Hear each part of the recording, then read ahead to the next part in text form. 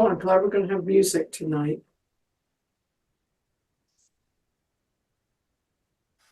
Well, that's good. Hopefully everything's working. Well, it's a Christmas party without some music. That's right. I think so. Or a combination Christmas, winter, whatever. I don't know.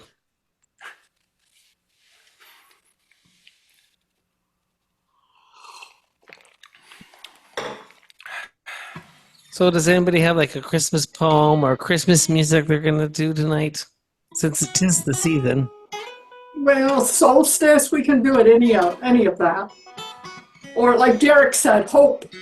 Derek's big on hope.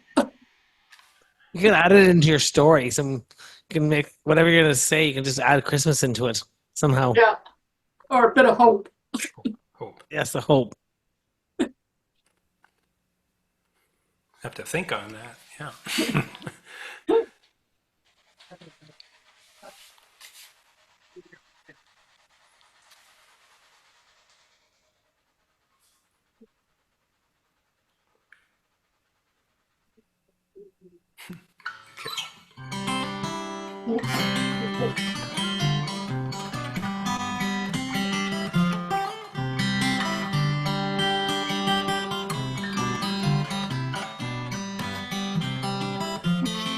You know, it's funny you still have that bar up top of the screen, isn't it? But that's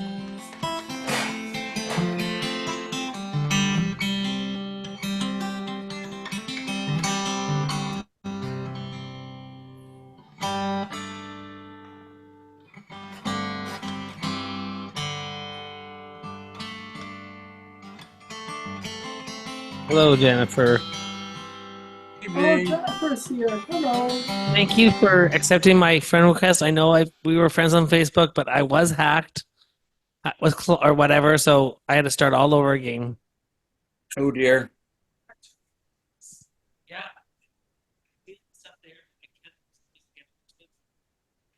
I created groups that I'm still admin of, but on my old account, and I can't do anything to them. I can't get rid of stuff. It's not fun. Well, that's what I just did. I can't get rid of the other one, but I'm going to start some of the groups I did. I'll start all over again.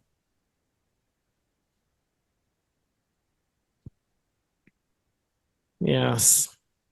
So that's why I was on there and then was off for a while. I was Taylor Swift tickets I was giving away, or not trying to sell actually, asking for a lot of different stuff. And that's just not me. Huh? I don't usually use Marketplace.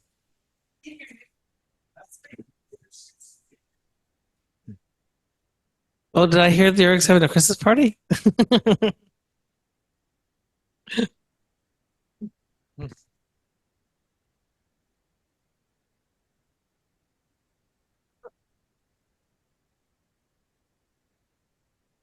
Oh, yeah.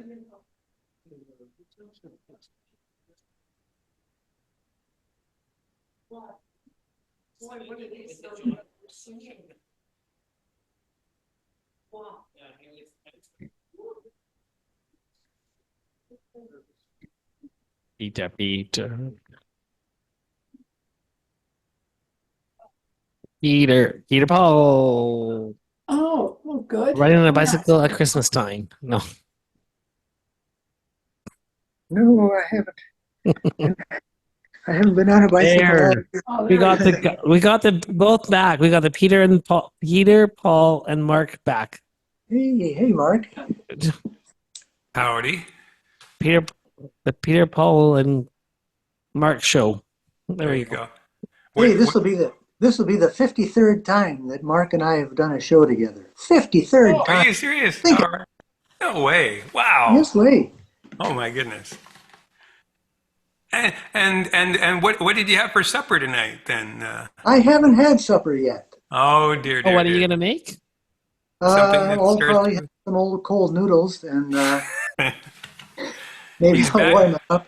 He's batching it right now. I think in the new year we're gonna have to get you guys over, both of you over here for a legend.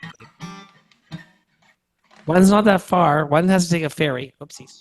Oh yeah, no, we did that once, and we could do it again.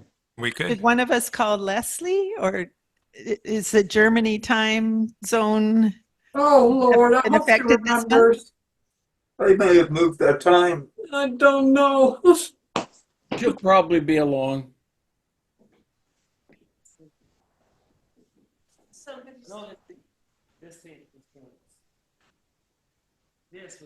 Oh, yeah, we got another 11 minutes. That's right. I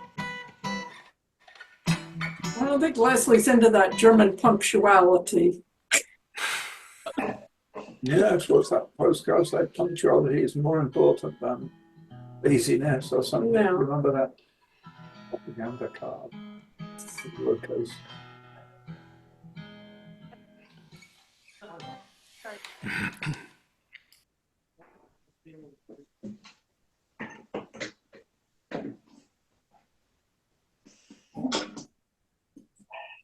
Peter Paul has a different background this time.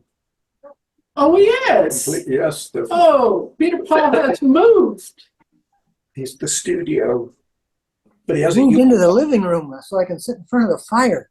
Oh, I get home from work and the place is just freezing. So oh.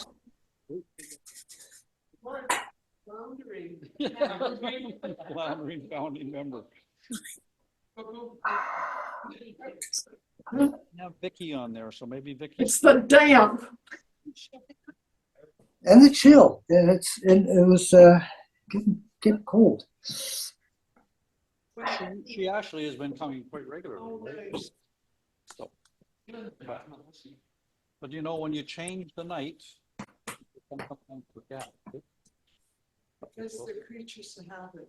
Yeah, At least you could always ping everybody, yeah, show up. yeah. Can you eat any of this? I can't. I'd love to, but Karl can eat it for me. Yeah. I'll live vicariously. Okay. If it stays like this, I might just keep Just do the, all the pictures. yeah, just do the Zoom. Do you want something? I mean, just You see, Mark is lucky. He can sort of tune and look busy. That's right. That's exactly what I'm doing. I'm just being busy. You have, Or the Santa hat. can you text Vicky to see if she's coming? Have her. I will take a look.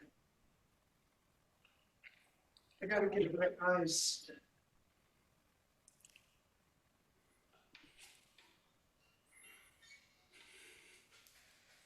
And Danny boy. Yeah. I was looking to see him. All right, Vicky, where is he? Thank you. I'm just saying. Don't share. Yeah, right. These are mine, Karl. Don't touch it. I don't have her. You don't have Vicky? Okay. I'll just do a little search here.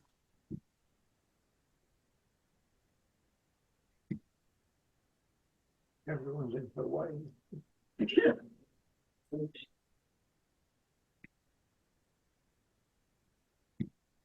Kathleen, your green bangs and red hair. That was kind of for December. Very festive, yeah. Only your hairdresser knows for sure, hey? Yeah. How does that? And my hair represents snow. Oh, yours, yeah. Oh, We got it that's, all I got it dyed to look as white like snow. Because you're the snowman, the snowfield. Okay, you got it covered. Well done. Very good. I found Vicky. I don't have Mr. Biggs's either.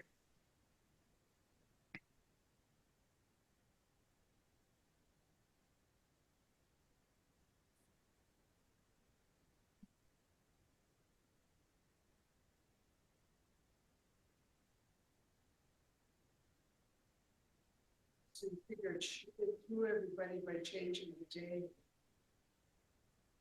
Who knows?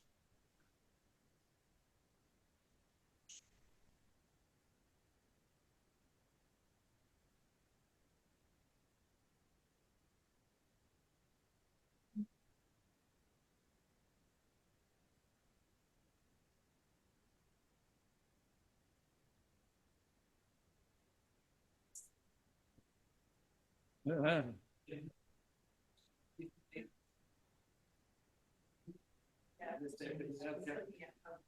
You have definitely, yeah, you have the computer on. I don't want my computer off. I can hear it. Put it up, okay. I kind of put the makeup on.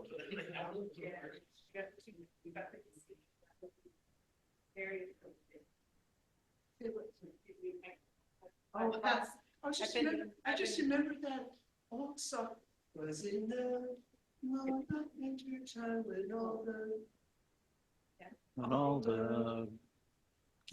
all the geese had fled. Manitous and angels rise instead to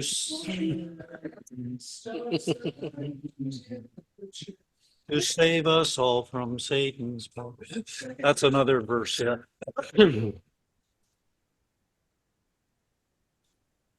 Yeah, where is Leslie? She did. I did get back to her. Mm-hmm. Hope maybe she's on holidays and forgot. Yeah. Yeah. I guess no, she'd be working. Probably not. 'Cause Probably a colonial construct.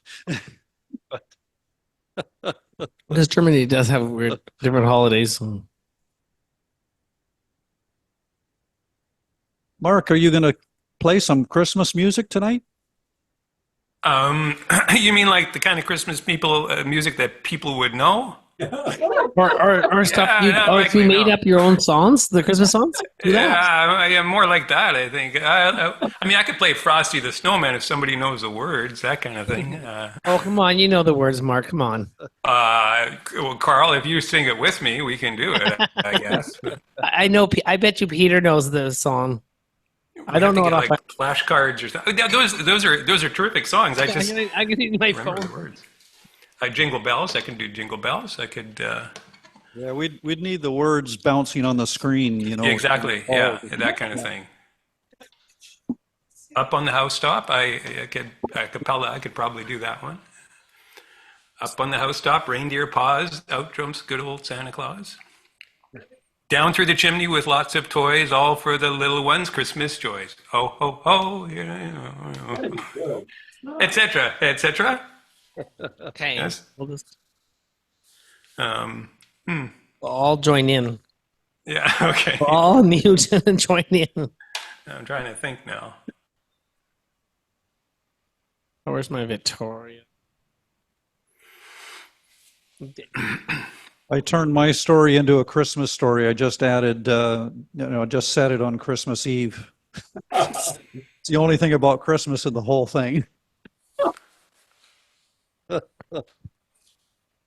Kathleen, whatever you're going to read, the person can die on Christmas. I know it sounds sad, but or it's died before and comes back to life on Christmas. There we go.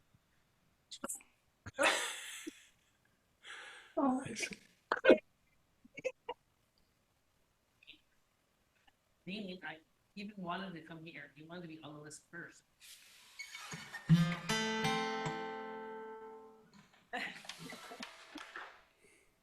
There's Leslie. I told you, don't give up. There she is. He's up there. Oh, yeah. We were getting worried, Leslie. Yeah. Oh, no, you weren't. I thought maybe she's went on a holiday somewhere and time difference, again. No. Oh, you were big on German punctuality. Most Germans are very prompt. Mm-hmm. Oh. Do. I mean, you must have 3 candles lit now, right? No, it's the middle of the night. Oh. What we do in a day. Oh, all right.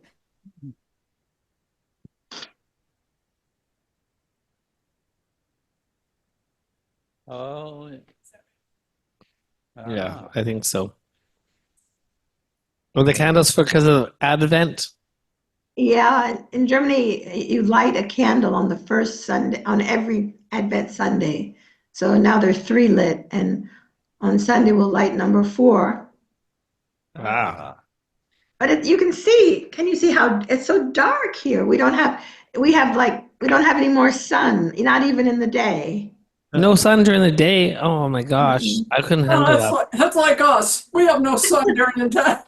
Yeah, but at least we have Look at the light. At rain. least it's bright out. It's not dark, No. dark. It's just gray all day, and then it There's gets also dark like something. 4 Yeah, o'clock. I know. Oh, Just boy. like here. yeah. As long as you still see daylight, we see daylight. It's like some places don't even do that, right? It's totally dark during the day. Yeah. So, what's the weather like in Germany?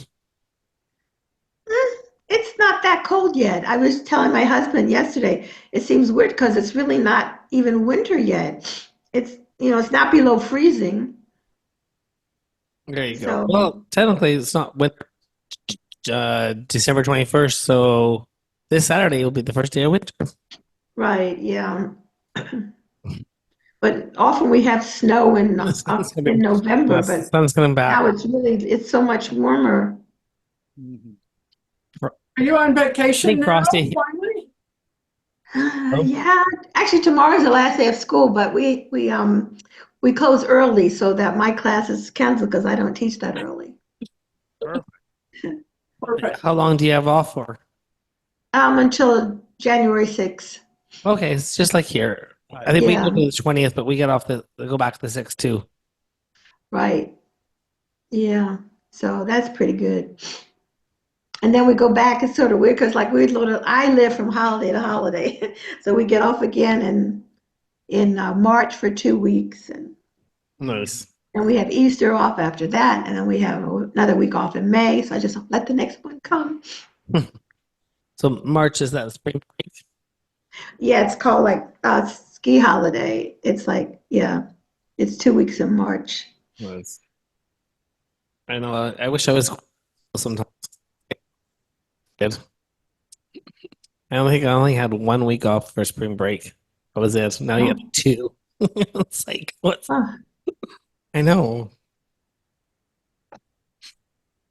That's when somebody's supposed to pipe up and say, lucky. There's We didn't have spring break. Berta. We went straight I through. was gonna. I caught. I Oh, think we do too. Live But- body of Chars. Hey, Robbie, good evening.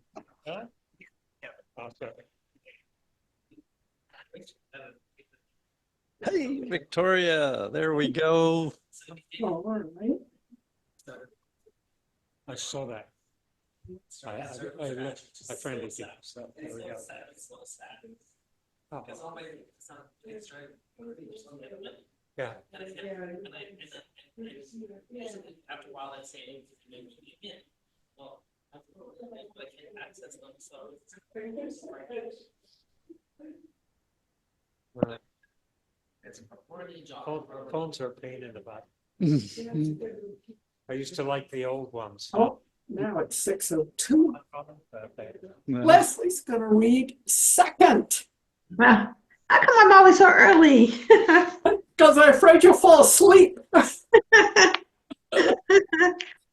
Not eat Rogers, and I get burnt out mill there, and the chain breaks. Oh, So I'm walking it all the way. Oh, no. Oh, it's still in good shape though. Ay. Hey. We're missing our first reader. Oh, Oh, no, please let him Have to come. shuffle him to the end of the list, I guess, and see if he comes in later.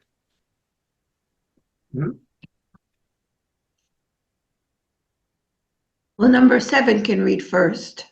forget it. I think the second reader becomes the first reader. No. That's right. Oh no, please let the first reader come.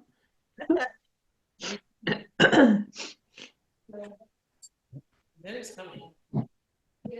Yeah, he told me, he said he was coming, and then he told me you were gonna come. And then you the other day, whatever day that was. I phoned him yesterday or a couple days ago. He did leave a message.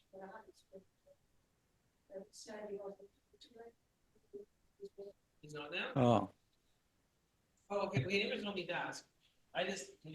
We just talked over the phone. I don't even have his number, I just happened to get it because of Catalyst. maybe Victoria wants to start us off. Do you want to go first? Tomorrow I have to go first. Yeah. Did you say yes? He's trying to get Victoria to go We're off first. the hook, Leslie. Oh. Or we could go backwards. Oh, look. We could go backwards, we could go from 10 up. Yeah, this I is can see some lights at Char's.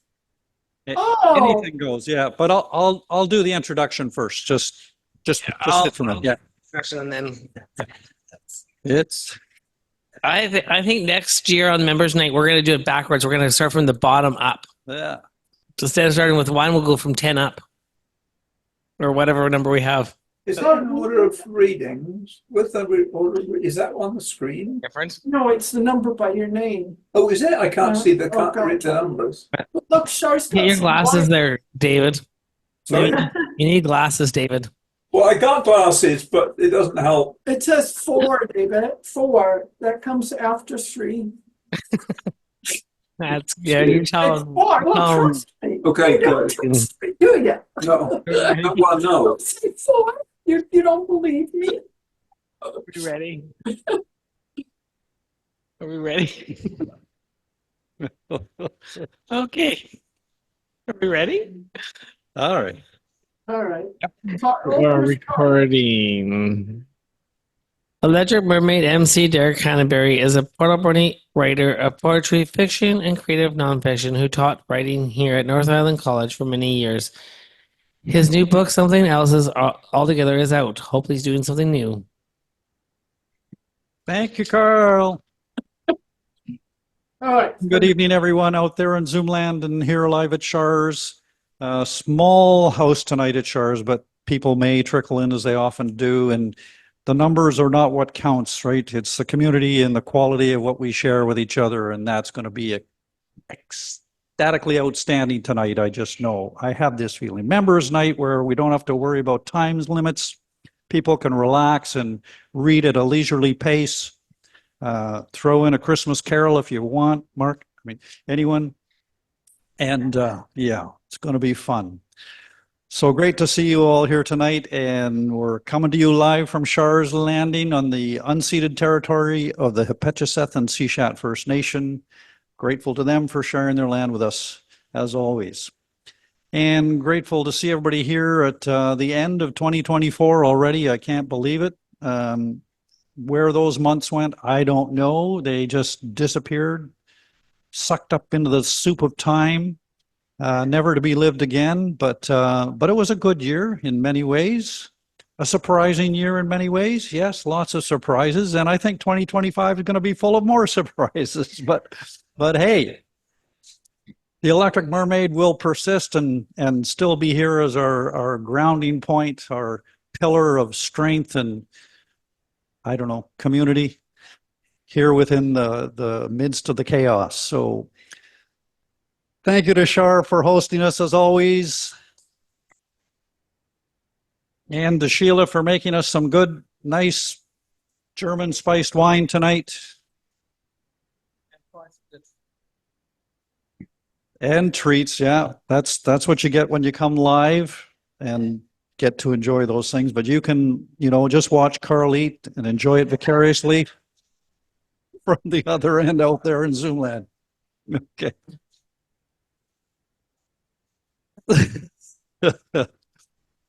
So grateful to Karl as always too, of course, to keep us on track. Thank you, Karl. All right. Okay, so we're starting off big. Our first reader, Dean, isn't coming. So, but Victoria Roscoe Roumanis has kindly volunteered to step into the shoes and start us off with a live reader here at Char's Landing. So welcome, Victoria. Yeah, we missed you. And I think I saw some Christmassy looking things on the paper there. I don't know, maybe, no? On my paper? I'm hallucinating. No, it's okay. Oh, yeah, okay, there we go. Nothing Christmassy there.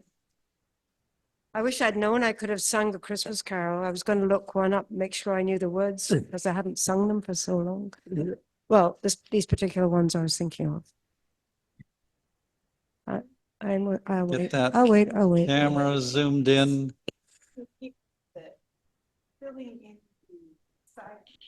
Filling in the silence. Okay. Oops. Whoops. How's that volume sounding out there in Zoomland? Could you hear Victoria okay? Yeah, just we need you to read a little bit or say something just to see if they're hearing you okay out there. Well, it's wonderful to be here tonight. I haven't been for a couple of months, so for different things, and I'm still not all back together. I've still got temporary glasses, so I might struggle through the reading. Yeah, actually I can see with these. So had cataract surgery and stuff, and so the eyes are not quite cared for yet. We're back together. Yeah, so that'll be fine. Pardon? Directly into this mic. Yeah, that's pretty There good. we go. Okay, is that all right? That's very good. Okay. Yes. Oh, I just moved Got it. nods and I thumbs just up. moved it. Okay, I think I'm going to start with a warning, really. It was an experience with fire, and it was Christmas time. It was Christmas, and my partner and I were enjoying a special dinner together. The table was festively decorated, and at the end of the table, I had put 3 tall wax candles in glass holders. Just next to the candles, I had placed the beautifully romantic Christmas card I had received. We're enjoying our meal and conversation. Our attention was not on the far end of the table. Suddenly, my peripheral vision saw fire. One of the tall candles had tumbled out of its holder and was lying flat on the table. The Christmas card had caught fire, the tablecloth was burning, and the wooden table below it was also burning. If we had not noticed at that exact moment, the drapes would have caught fire. My partner jumped into action and quickly snuffed out the flames. I rescued the Christmas card and its loving words. The card has burn marks down one side, but the message is still there. How fortunate it was that we were sitting at the table. Had we been in another room, there would definitely have been a major fire. Since this experience, I have never used wax candles or of any description. I say no to open flame. Now my lighting for special occasions is battery operated, and the ambience is just as beautiful. How lucky we were, and what is it? That doesn't make sense. As a reminder, we were lucky that the fire, I don't know what I've got here. I missed something out. How lucky, anyway, I'll just write what I've got and make sense of it yourselves. How lucky we were, and how a fire can start in an instant. May this be a warning to us all. So that was in 2021, believe it or not, a long time ago. But yeah, they can start so quickly. It was quite an eye-opener, especially sitting there on top of them. This next one is called, oh, hello, you weren't here before. Hi. Ring-a-bells is this one. Ring-a-bells, Christmas. What comes to your mind when you think of ring-a-bells? My head fills with the sound from my childhood of the church bells ringing me to worship at All Saints' Church in the village of Daresbury, Cheshire, England. A special church, as this was also the church of Lewis Carroll, author of Alice in Wonderland. His father was the parson at that time. My heart and mind returned to Christmases past in this church as a young chorister. The caroling was a joyful time, and we young ones certainly had our fun. It was a time not to be missed.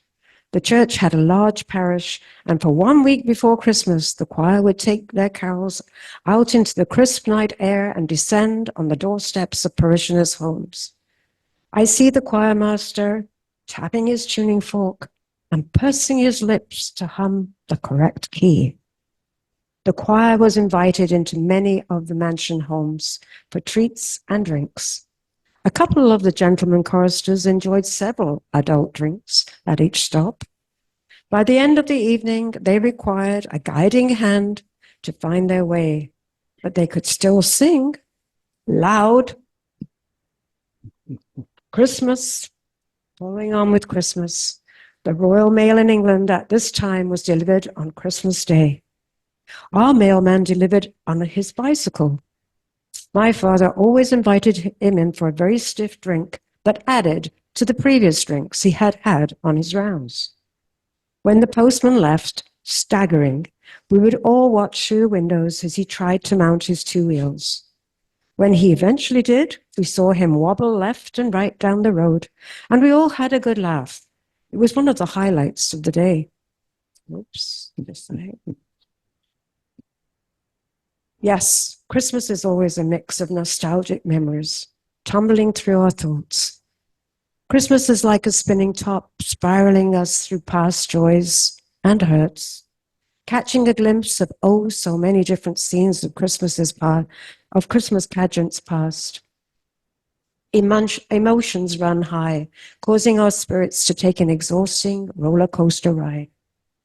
Within the spiral, hold on to the light of Christ's birth and share the love he has for us all. In 12 months, we will choose the setting and create the next scene. May this Christmas and the New Year bring you and the whole world God's peace and love.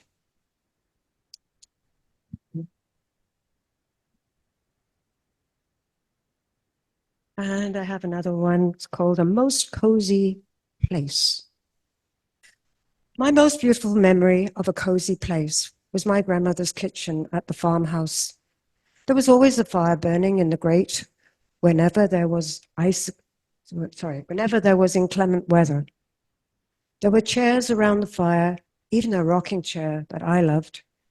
It was the coziest most of all when on a cold winter's day, after taking my horse out for a ride, I returned to the farm totally frozen, my hands and feet being the most frozen of all. Grandma would sit me down by the fire, pull down the iron grate that kept the ashes in, telling me to put my stocking feet on it. It was gloriously warm, and my feet soon thawed.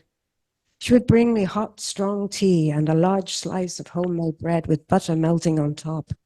Sometimes she had made potato cakes swimming in butter. So delicious. I soon warmed up, feeling cozy, warm, and loved. Grandmother and I would look into the fire and see how many shapes of animals we could see in the embers. Other times, she would read the leaves in my teacup just for fun. I am now the age of my grandmother, and I often yearn to be able to walk into her kitchen on days when body and spirit need to feel cozy, warmed, and loved. So. Beautiful. I do have a long one, but I won't read that. I'm going to let other people have a try. But I've got, not a try, a go. But the last little one is one I really like. It's called White on White. It's very short. Silently snowflakes fall like white blossom from a tree, floating as the wind blows, finding an earthly resting place, and gently filling every crevice until the earth, with all its clutter, becomes white on white. Beautiful. So, and then the carol, but I don't remember the words. I can start it, but I love it. See amid the winter snow, born on earth for us below. See the tender face, I don't know. Do, do, do, do, do, do, do. I don't know the rest of the words. I should have looked it up. I didn't think I'd be singing, but there we are. Christmas. Merry Christmas. Thank you, Victoria. That was lovely way to start us off tonight and invoke the Christmas spirit and give us all license to be ourselves. That's beautiful. Thank you. All right. Okay, we let you off the hook for one, Leslie, but it's time now. We're going to Germany. Leslie Omohundro-Bronczkowski is waiting there so patiently in the middle of the night in the darkness of almost the shortest night of the year. Or no, the longest night of the year. Sorry, the shortest Longest day of the night. year, right? So what are you going to share with us tonight, Leslie? This is a story. Actually, it's made up. Oh, But it's called A Broken Piece of Glass. It's a memory. That was the moment, just when we were about to hang up, when I saw my mother's face. Mom? I know my mother. That sad look is stored in my memory. The lips pressed together, the perfectly styled hair, which has gone a bit gray now. It's still black, but it has strands of gray. When we used to get together, we'd laugh and say that was typical for our family. We all get gray later. Anyhow, people say black people age later than white people. I knew it was her. I don't like to admit it, but since my mother died, I don't think about her so much anymore. I probably have too many other things on my mind. Maybe it would be different if I didn't live so far away in Germany. If I'd stayed in Washington and taken the government job and had simply forgotten the whole story with Melanie. I think that's when I started to detach myself from everything. Melanie was my best friend.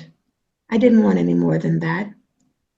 Somehow I've banned her sense into the darkest corner in me, to a place I rarely enter. Do you know that feeling you get when you put something away precious in a safe place so you'll be sure to find it later? Only later when you look for it, you can't remember where you hid it? That's the way it is with my mother. In the beginning, of course, she was everywhere I was. She sat at the kitchen table and we chatted while I made the kids lunch. Or we went shopping together to buy yarn for a blanket she wanted to crochet. My mother could crochet with her eyes closed.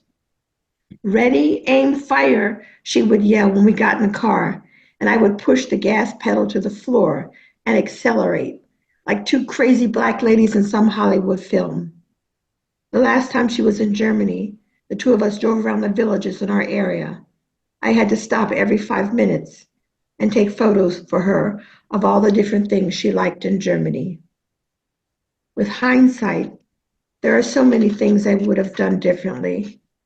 With hindsight, I wish we had maybe gone into Hamburg or even just to Buxtehude and spent our time together in a fancy restaurant and talked. In all those years my mother visited us, the two of us never talked once. We never talked woman to woman about the things that women need to talk about and that only a mother can tell her daughter. I would have liked to have been given a few words of wisdom from my mother that I could carry with me now. By that time, she'd even learned some German.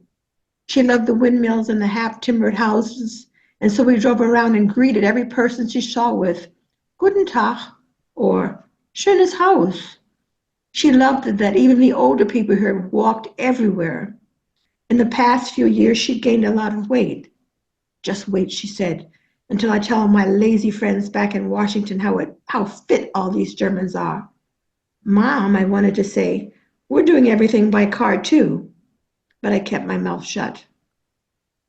We weren't always as close, my mother and I. For the Germans, it's always before and after. Before the war and after the war, before the fall of the wall and after the fall of the wall, before marriage and after marriage. My mother and I were also before and after people. The irony of the whole thing is that we really didn't find the way to each other until we were living in totally different worlds, until a whole ocean was between us and we only had a few weeks a year together, or later, in her last months, a nightly telephone call. Me sitting on the bed and her in her wheelchair. In Washington, I remember my mother as always being on the go with her lady friends, running from one event to the next. I was just an extra in the show. She was so beautiful. I wish I had a film from back then, from when she was in her element. Stop the time for a moment. I would watch that film over and over again. Watch how she powdered her cheeks and drew the black line under her eyes, the red lipstick when everything else was done. Do I get a kiss? I ask. The camera focuses on the two of us, a close-up as I close my eyes, and my mother gives me a fleeting peck on the cheek. She smiles, and then she's gone. When I was a girl, I mostly hung out with Melanie outside on that huge open field where years before poor people's houses had been torn down. Between the bricks, we would sometimes find things that had belonged to the people who once had lived there. Melanie's parents had bought one of the new condominiums on the other side of the field. Melanie had a whole floor to herself with her own phone and her own bathroom. It sounds funny, but it was only on rare days that we played inside. Like the day we exchanged friendship rings and bloodied our fingers with a safety pin. We closed the curtains and lit candles. Where'd you get the incense, I asked. Maybe, said Melanie, we'll buy an island and live there together with our husbands and children. I think we should have a cow, I said. Cows are good for milk, she said. Most of the things we an old spoon at a sock, yellowed photos of young men in war uniforms. Melanie was so crazy. She latched onto those photos like a fly in the buttermilk. You know, today I think maybe I wasn't the most important person in her life. Maybe I was just a living photo that she liked, something to gamble away her time for an afternoon. Or maybe Melanie was just more grown up than I was. Back then, I never thought about that. I loved the hours we spent digging with our sticks in the mud, getting our hands dirty, and wiping them on our trousers. For me, the world was safe on its axis, and I was happy. I know now that no one can escape the time in which he lives. In those times, all of America had lost its way. Even we couldn't spend all our afternoons digging in the dirt and our evenings falling in love with television actors. We couldn't live in our world forever. President Kennedy had been shot, and every day there were new pictures of burning cities and angry rioting people. We're going to win, my mother said, but not until we've lost everything. Deep inside, we knew the shovels would come to us one day. They would take away all the old bricks and the relics, and new condominiums would be built on our field. But the field that Melanie's house stood on had also lain fallow for years before the first houses had been built. It was our own blindness that let us believe that our field would belong to us forever. Still today, I don't know where Melanie knew that boy from. He wasn't from our neighborhood. He for sure didn't go to our school. The kids from our school came from all over the city, but you had to apply to get in, and not everyone made it. At first, when he came walking across our field, I didn't take notice of him. Not even when he stood right next to us and said, "Good afternoon, ladies." Mr. Cool with his sunglasses and raincoat. Well, what was he waiting for? I turned to Melanie. She had turned her back to me. I watched her take the stick that she just used to pry a stone out of the dirt and throw it across the field as far as she could. Melanie, who is that? What's he doing here? I had never been angry with my best friend before, but now I took my stick and threw it at her. I hit her on the head. Who is that? She turned around. Why do you want to know? That was the last thing we said to each other. I looked at Melanie, watched her put her dirty hand on her head, then at the boy, who was still standing there, waiting, then at the two of them as they walked across the field together. As hard as I could, I kicked the helpless stone lying in the field. I watched it fly through the air and land. Then I just ran. Only later, when I was back lying in my own bed, did I feel the pain.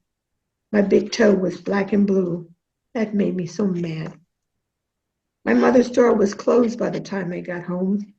I went into the kitchen. She had left my plate on the table, and a dead fly was lying on top of the mashed potatoes. I wasn't hungry anyhow.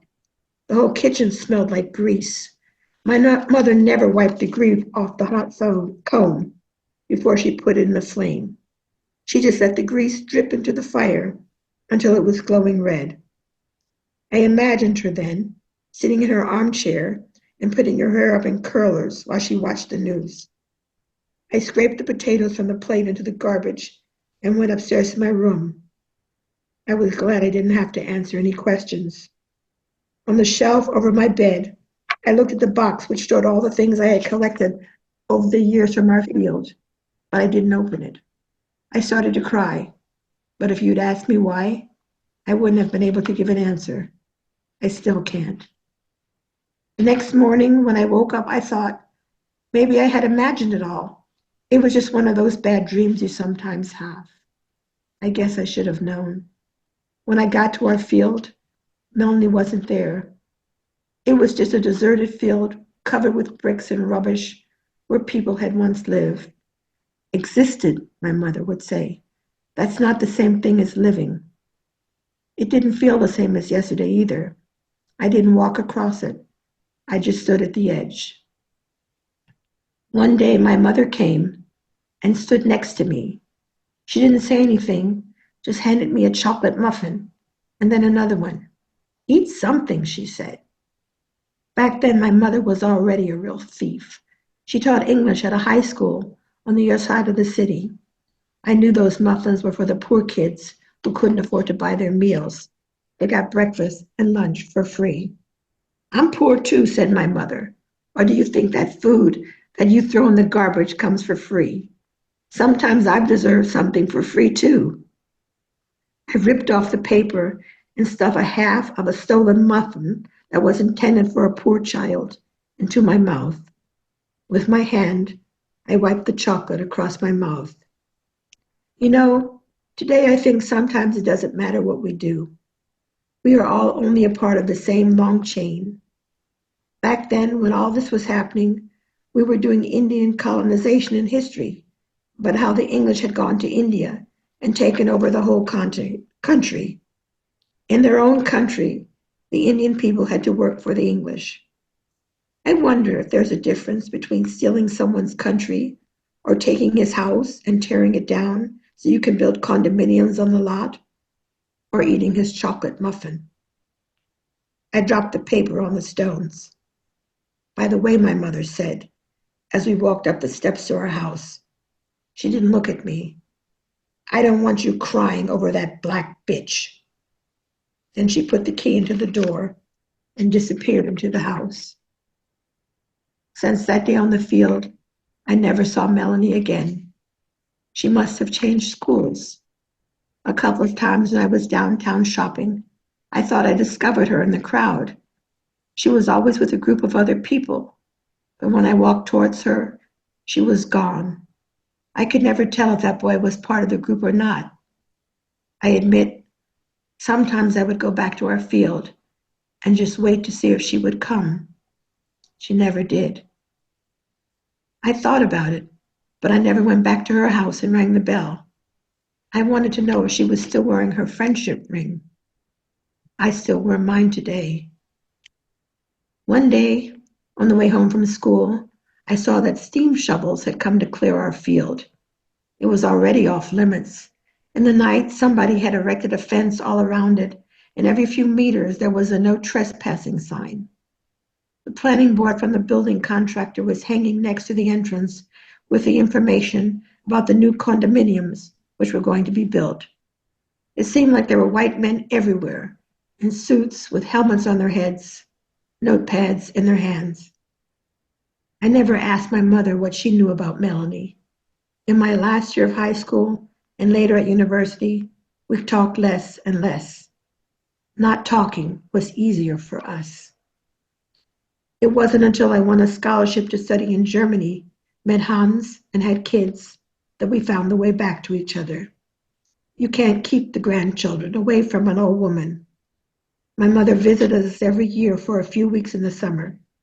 The kids loved having an American grandmother. She stayed with us until the end. In Germany, she insisted on going to the hairdressers.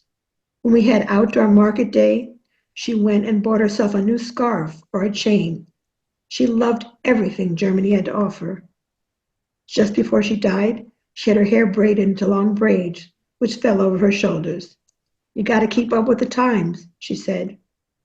When we talked, it was mostly about her old neighbors who had separated after all these years or who had become sick. One year she brought the obituary column from the Washington newspaper. Melanie's mother had died. She had had Alzheimer's at the end of her life. Melanie and her husband had taken care of her up until the end in their old condominium. Well, at least she saw her grandchild before she died, said my mother. I looked at her. I had heard that Melanie was married to a white man and that both of them worked as attorneys for the government. But a child? Yeah, child, this time it worked out. A boy. After that mess she got herself into back in high school, she didn't know if she'd ever get pregnant again. I bit myself on the lip. Just let old stories be, I told myself.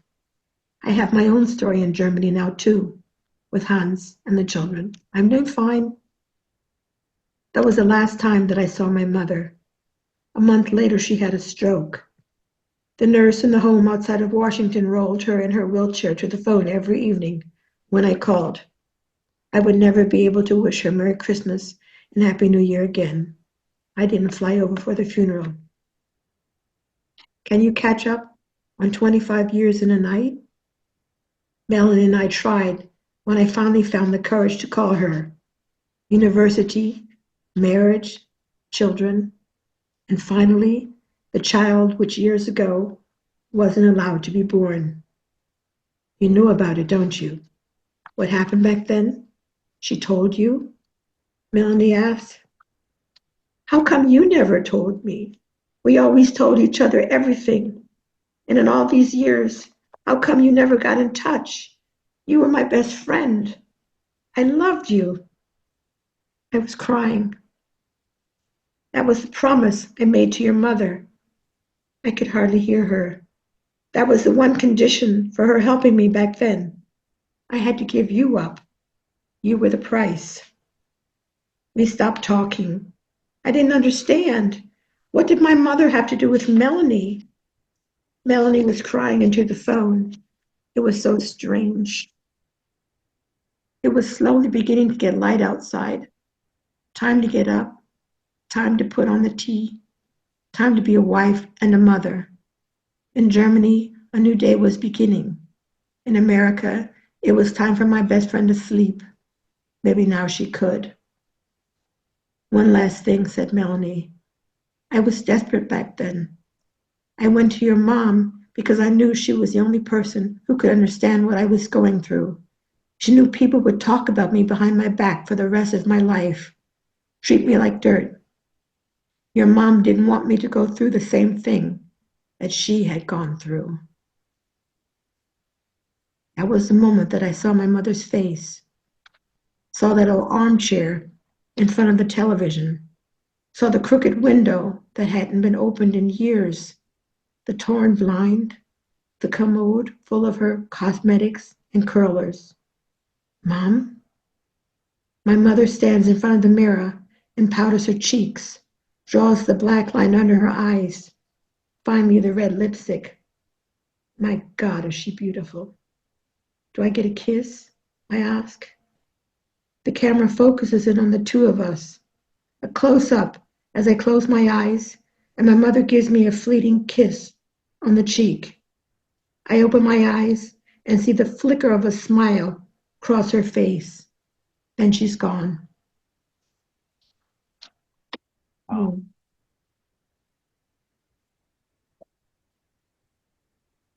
Oh, that was spellbinding. Thank you, Leslie. That was amazing. That so captures that the sweep of time and change and intricacy of relationships and misunderstandings and miscommunications and lack of communication. There's so much going on in there. That was really wonderful. Thank you for sharing that. Thank you. I actually sent it to Melanie. Uh-huh. And she said, "What? I was never pregnant." I said, "Melanie, it's just a story, and I needed you to help me write it." Well, cool. Awesome. Okay. All right. Well, thank you for sharing that. And we hope you have a great holiday season there in Germany and you can hang out with us for the rest of the evening. That'd be fabulous. Thank you. I plan to stay. Good on you. Awesome. All right. I think we've got David up next there and as our reader number 3-4. Good evening, David. Got his glasses on. Yeah. Well, I don't know if any made up story is kind of feels kind of useless after Leslie's. Yeah. I don't know what to say. So I'll read it. Well, but Victoria's story about Lewis Carroll, and I've been struggling to remember his real name, and it's terrible. It's gone. But notoriously, Charles Dodson or something. Charles Dodgson. Yeah. Thank you, Charles Dodgson. And apparently Queen Victoria read, whether she bought it for her children or not, but she'd read Alice in Wonderland, and she sent a personal letter to Lewis Carroll saying that she would be pleased to receive his next book. Wow. And he sent it. It was Advanced Mathematics, because he was a professor of mathematics at Oxford University. And she asked for his next book and she got it. So, Charles Dodgson, thank you very much. Okay, so here the camera's always the right angle. That's all right. This is I've been writing this for years and I have no idea why. I got some suspicions. Okay, so it's set in Italy. Daniela Frattoni's brother, Marco, had taken his possessions off to Padua when he left home, proud as a peacock, for medical school 3 years ago. Had taken all except for the slim blue Cinelli racing bicycle, now propping its titanium pedals against the rabbit hutches, which had been empty since Daniela had sworn she'd run away from home if her father continued raising rabbits for the table. Her brother Marco had ridden the bike only to the local college, rarely to his father's vineyard. He'd never raced with it. Saturday nights in summer, he had posed with it among his loud friends outside Taducci's cafe. But Daniela had annexed the bike and would now show this bloody town what she was made of. Daniela tugged at the reinforced seat of her shorts and swung a leg over the high saddle. Miseglia's town square had been taped off for the start of today's 15-kilometer Trofeo Feminino race. Her mother managed to smile, fingered her rosary, and retreated to the spectator barrier. Her father steadied the bike, while Daniela made superstitious adjustments to her toe straps. Then he patted her helmet and followed her mother. It was madness, thought the Frattoni family. What in God's name was Daniela thinking of? Mr. Frattoni thought that his daughter was growing unnaturally single-minded for a teenager. Why so serious? Why those scowls of concentration or preoccupation? Mrs. Frattoni warned him that Daniela was developing muscles that would drive away nice boys and imperil her womanhood. Neither understood their daughter's desire to race, to compete so vigorously in a sport that gave her only bruises and frustration. Daniela now shrugged her chin under the straps of her helmet and snugged her toes tight in her new cycling shoes. The bike was tall, its wheels and frame selected to fit her lanky brother Marco, so she balanced herself tilting with one toe on the cobbles. But once rolling, she knew all would right itself. Once moving fast, her feet would whirl in a blur and the wind's fresh tonic would wash away fuss and fear. She breathed in and waited, watching the starter's flag, her heart accelerating. Last month, Just last month, her town's bike club had hosted an event for local women riders. Daniela now had a small certificate above her bed, celebrating a modest 5th place in that race, adorned with a pink ribbon for Migliore Sportiva, most sporting. At the end of that race, as always, Daniela had taken her time slip, calculated her average speed, and compared it with earlier races. As always, she had checked her tyre pressures and written them down, and back at home, she had cleaned her bike and gone upstairs to cry for a bit. Then, grimly, she had put herself through some exercises she'd seen illustrated in a magazine. How could she give her legs the endurance to power that voracious bike at speed? Daniela had found an album on a market stall, Italy's Sporting Beauty, and had often gazed at the photographs of early women racers like Alfonsina Strada, and modern ones like Maria Luperini, separated perhaps by 70 years, but sisters in their fierce eyes and dark hair. Just last year, Maria Luperini had won the Italian Women's Championship, and in a red zippered jacket covered in sponsors' logos, she smiled down at Daniela from a magazine page, scotch taped to the bedroom mirror. The photograph revealed distinctly the pattern of muscle and sinew in the rider's legs. Daniela had stared. She reached for the album and scrutinized its photos too.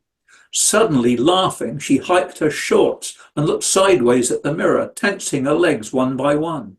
She dipped and rose and thought. From a closet, Daniela dug out her camera and fired off 6 shots of her legs in the mirror.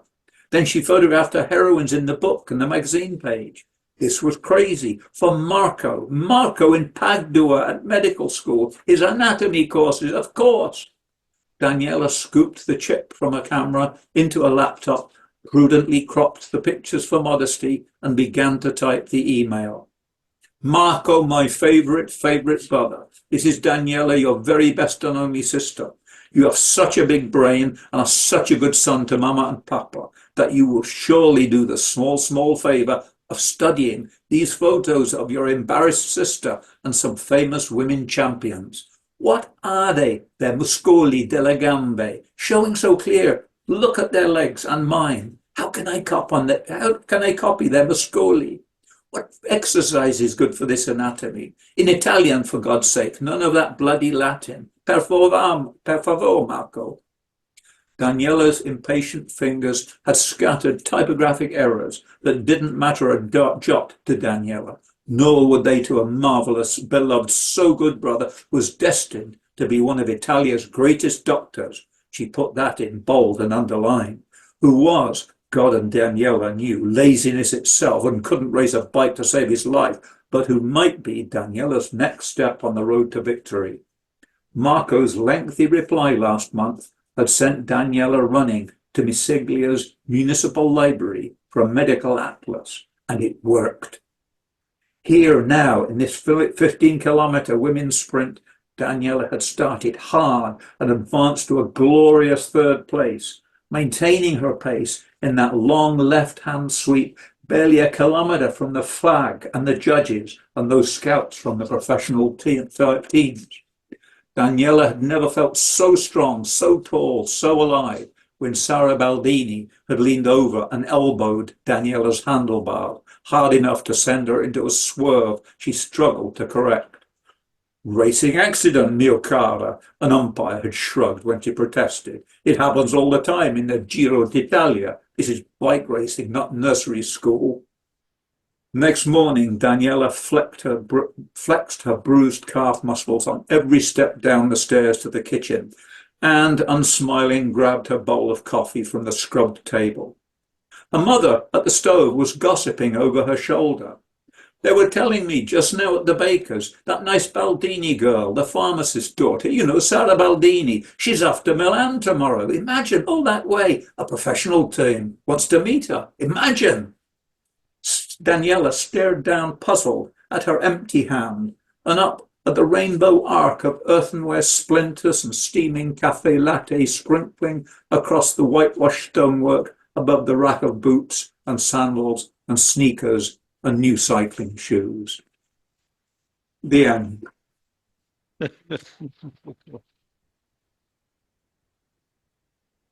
Beautiful, David. Thank you.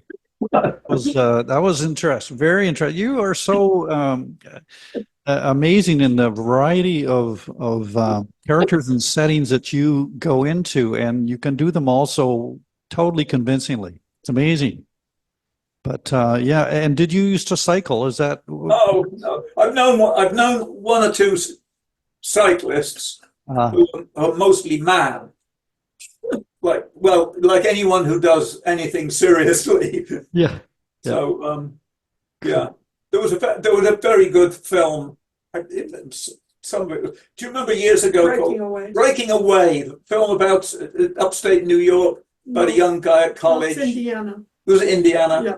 And he imagined himself a racing horse cyclist. He pretended to be Italian. He was just at college and he learned some Italian. He rode his bike. He really thought he was going to be a champion. Yeah. It's good. You should watch the film to find out. Breaking Away. Yeah. Fascinating. All righty. Well, thank you so much, David. Enjoyed that and enjoy your holidays. Thank you. Of course, for us, it's all holidays right now that we're retired, but that's.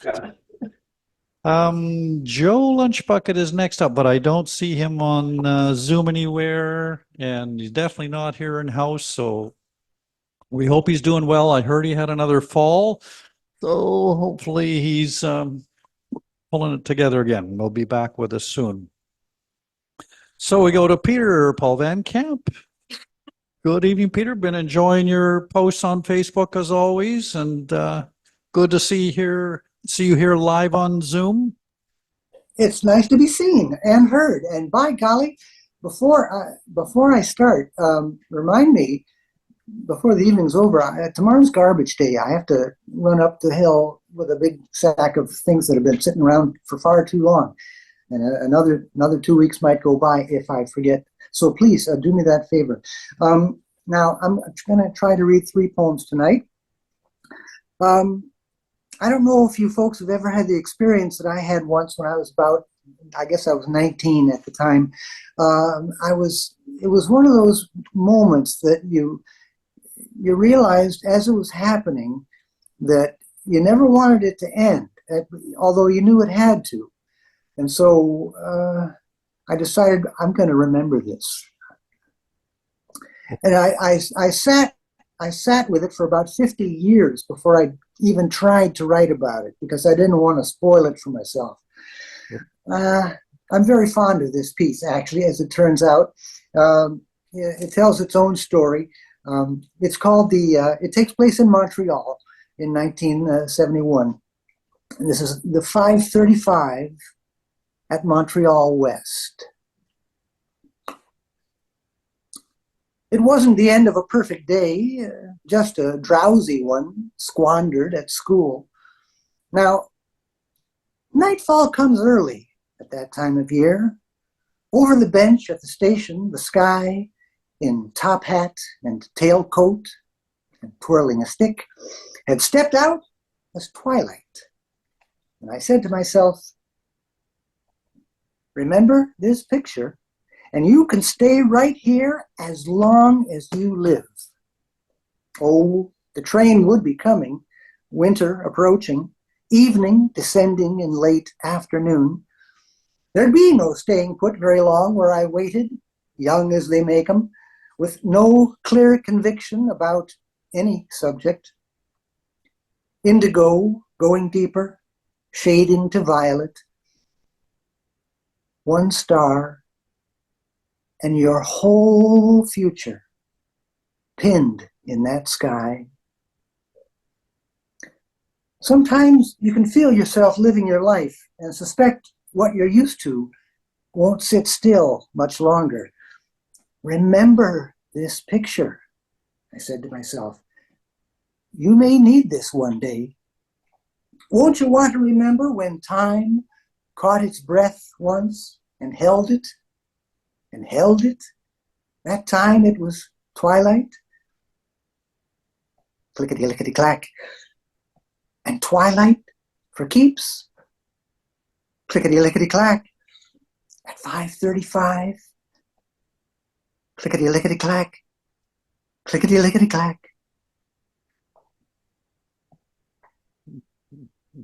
See, I'd been attending classes at Loyola College, which is in Montreal West. I was just beginning my reading career, and I thought I might want to develop my voice, so I was taking voice and elocution classes.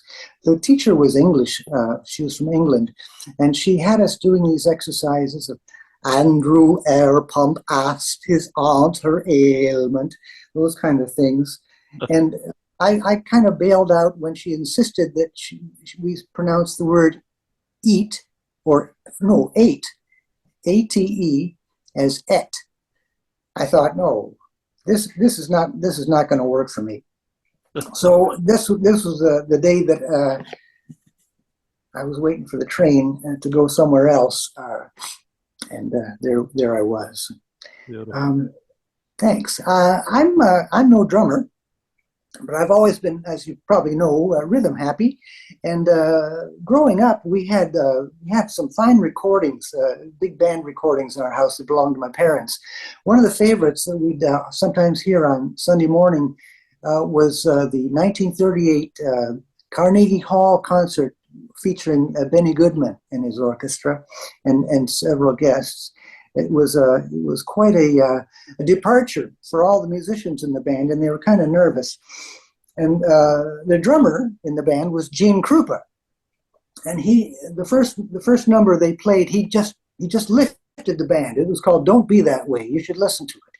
Hear what he does, because the boys are sort of a little timid, like, no, Carnegie Hall, we don't belong here. But he just lit a fire under them. So this takes us back a few years earlier. This is called Gene Krupa Lived Here. It's one of those you are here moments. And here we go. Gene Krupa lived here. Jazz music was sweeping the nation back then, and now, a century of razzmatazz having passed, it might be as good a time as any to celebrate one of the old neighborhoods where history was made. Well, now, seems there was a jittery individual living downstairs from the Krupa family on South Burnham Street in southeast Chicago around 1920. John Maloney was his name, and he had to be up early 6 mornings a week to get to his job at the foundry, casting steel ingots for the skyscraper trade. The fierce heat and incessant pounding at the smelter had flayed John's nerves, and he couldn't remember the last time he'd had eyebrows. He needed his rest pretty badly. And then that kid upstairs took up an instrument, and that kid loved to practice. Press rolls, paradiddles, radamecues, flams, flamicues, paradiddle-diddles, the whole rudimental panoply. Now, one day, by chance, the kid discovered rim shots. And oh boy, there'd be lots of those. Plenty of them, all anyone could want. And so, the neighbors, the Kazmareks, the Dubinskis, the Schmidts, slammed windows, pounded on tables, punched holes in walls, without effect, while poor Maloney, beside himself in the Krupa's basement, hammered on the radiator with his coffee pot. To no avail. Even nearer at hand, one can surely hear Mrs. Krupa, mother of 7, throw down her mending and wail, "Oh, Eugene, no drums tonight." But to the kid, it all sounded like encouragement. It all sounded like, "Go, Gene, go! Go, Gene, go! Go, Gene, go!" Well, yes, it might have been like that. It almost must have been just like that. You could look it up, probably, or simply cup an ear. All that excitement has to have left a mark somewhere.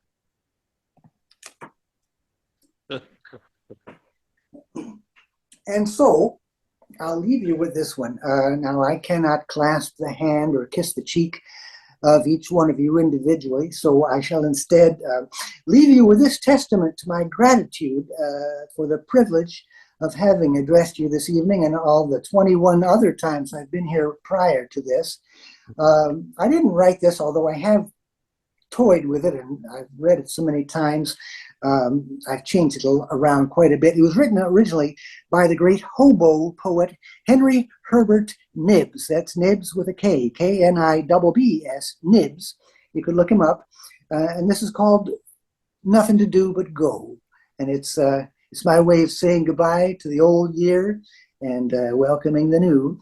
And I'm the wandering son with the nervous feet that never were meant for a steady beat. I've had many a job for a little while. I've been on the bum and I've lived in style, but there was the road stretching mile after mile and nothing to do but go.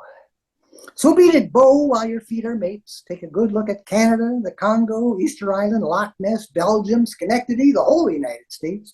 There's the little fire and the pipe at night, and up again when the morn is bright with nothing but road and sky in sight and nothing to do but go. So beat it, Bo, while the going's good, while the birds in the trees are sawing wood. If today ain't the finest for you and for me, well then, there's tomorrow that's going to be, and the day after that that's coming, see, and nothing to do but go. So beat it, Bo, and well, it's a grand enough life, this show business whirligig I find myself in.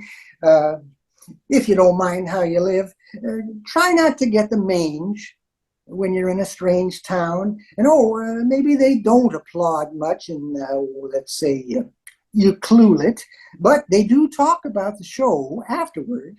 Oh, and if you wouldn't mind, think of me sometimes when you're the one that's getting heckled. And beat it, Bo, while you're young and strong, and see all you can, because it won't last long. You can tarry for only a little spell on the long gray road to fare ye well that leads to heaven or someplace swell, and there is nothing to do, oh by golly, but go. Nothing to do but go, and nowhere to go but everywhere. So friends, this is Peter Paul Van Camp saying, across your paths may sunbeams play and so beguile you on your way, and I wish you all a Merry Christmas, a happy holiday season, a good New Year, and more of the same in 20 and 25. Onward we go. Thank you very much.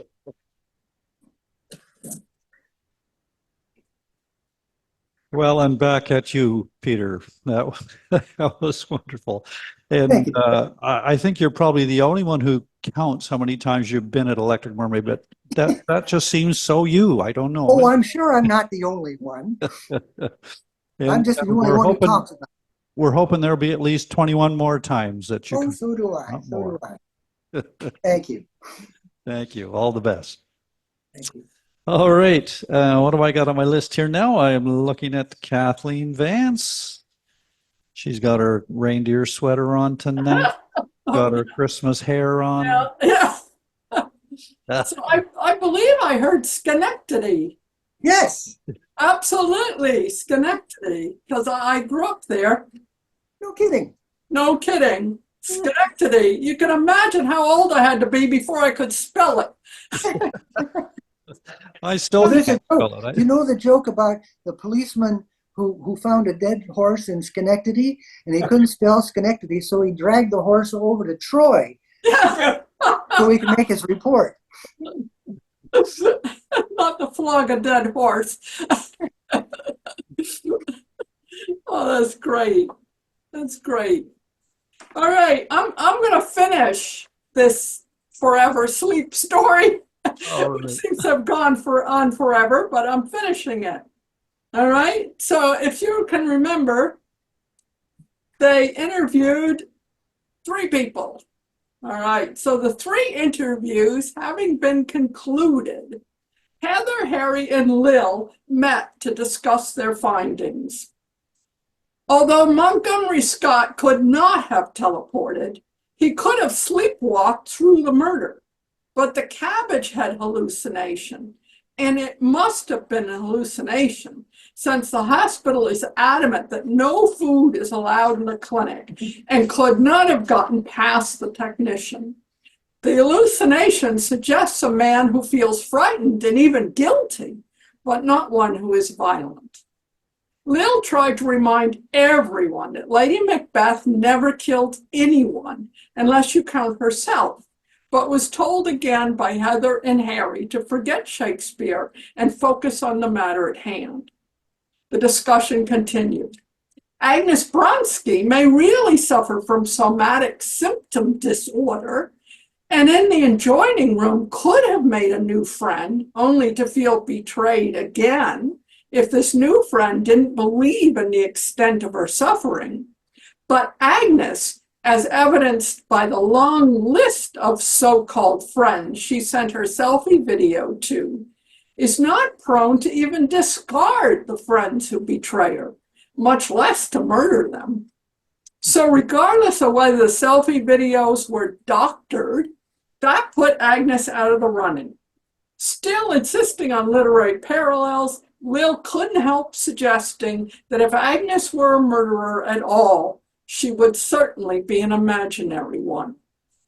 Which leaves just, both Harry and Lil said at once. Oh no, I don't want to have to find a new hairdresser, Heather exclaimed. That's when Harry took the call from his contact at the hospital, who had promised to leak information on any patient's blood test results.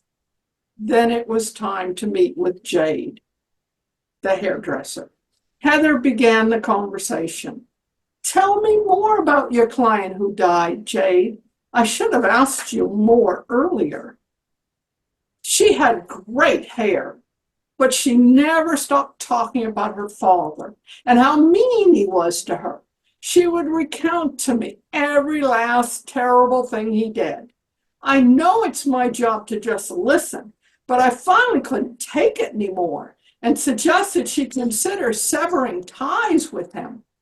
She looked at me as though I were the mad person and told me that he had been dead for over 10 years. That's when I knew I would never be able to shut her up.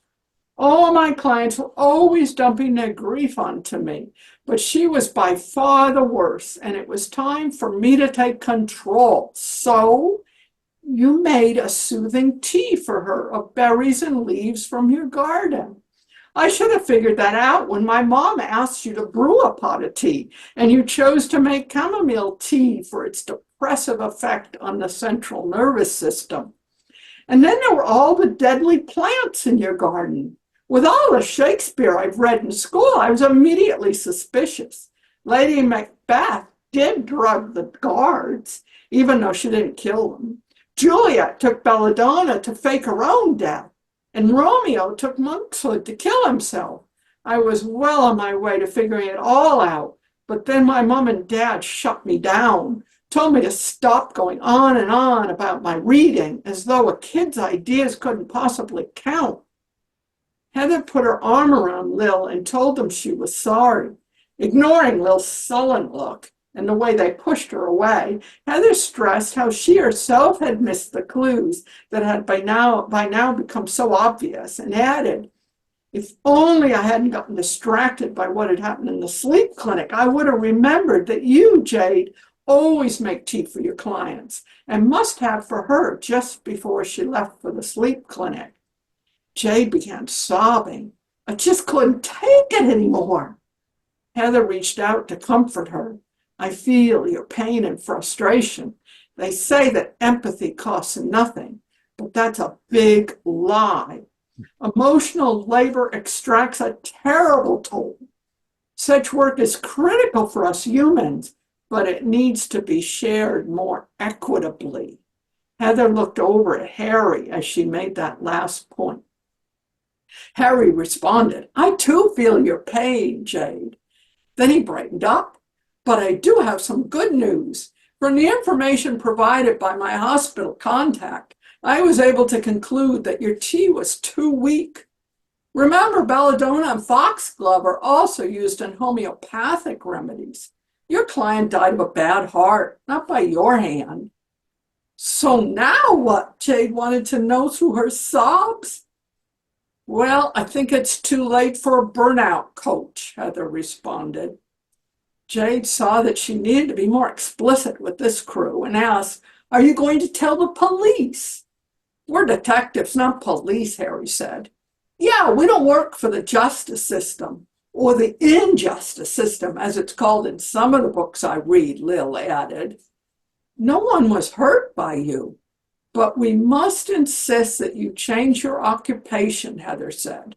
"You must leave hairdressing and not enter any other caring profession.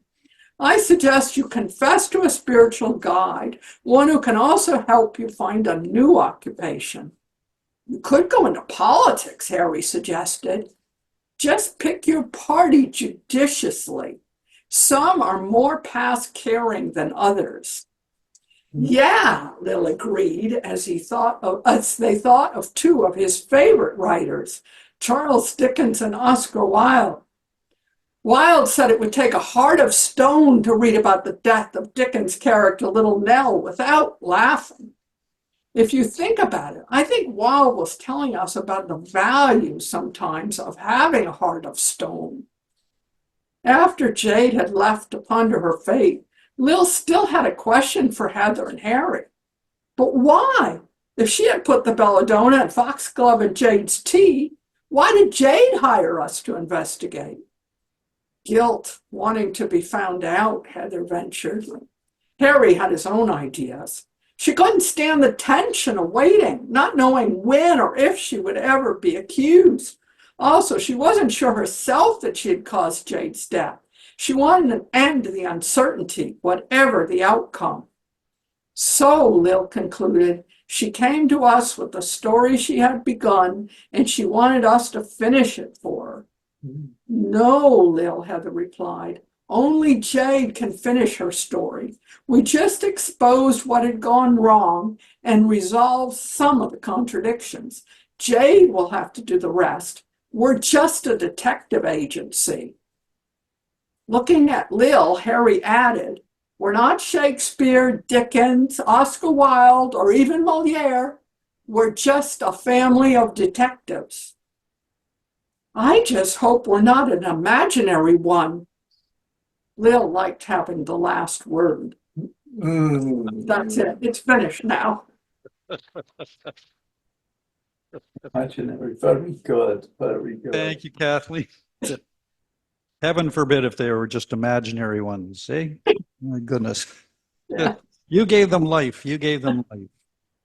That was lovely. So the stress will not be upon us over the holidays. I thank you for ending that.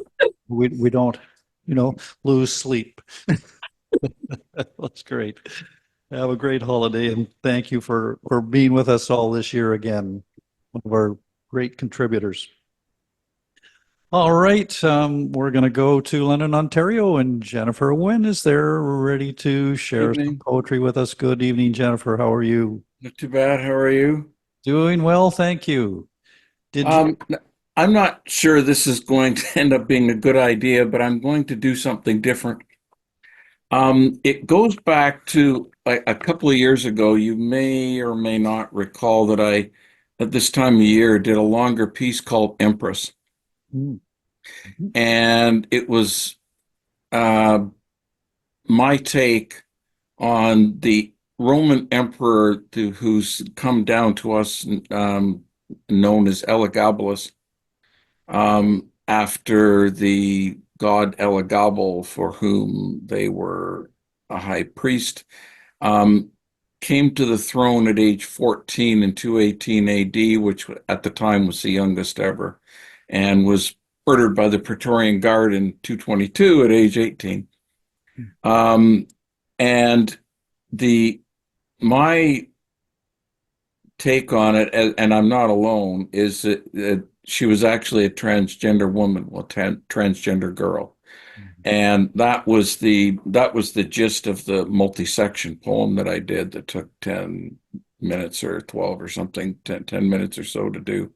So, okay.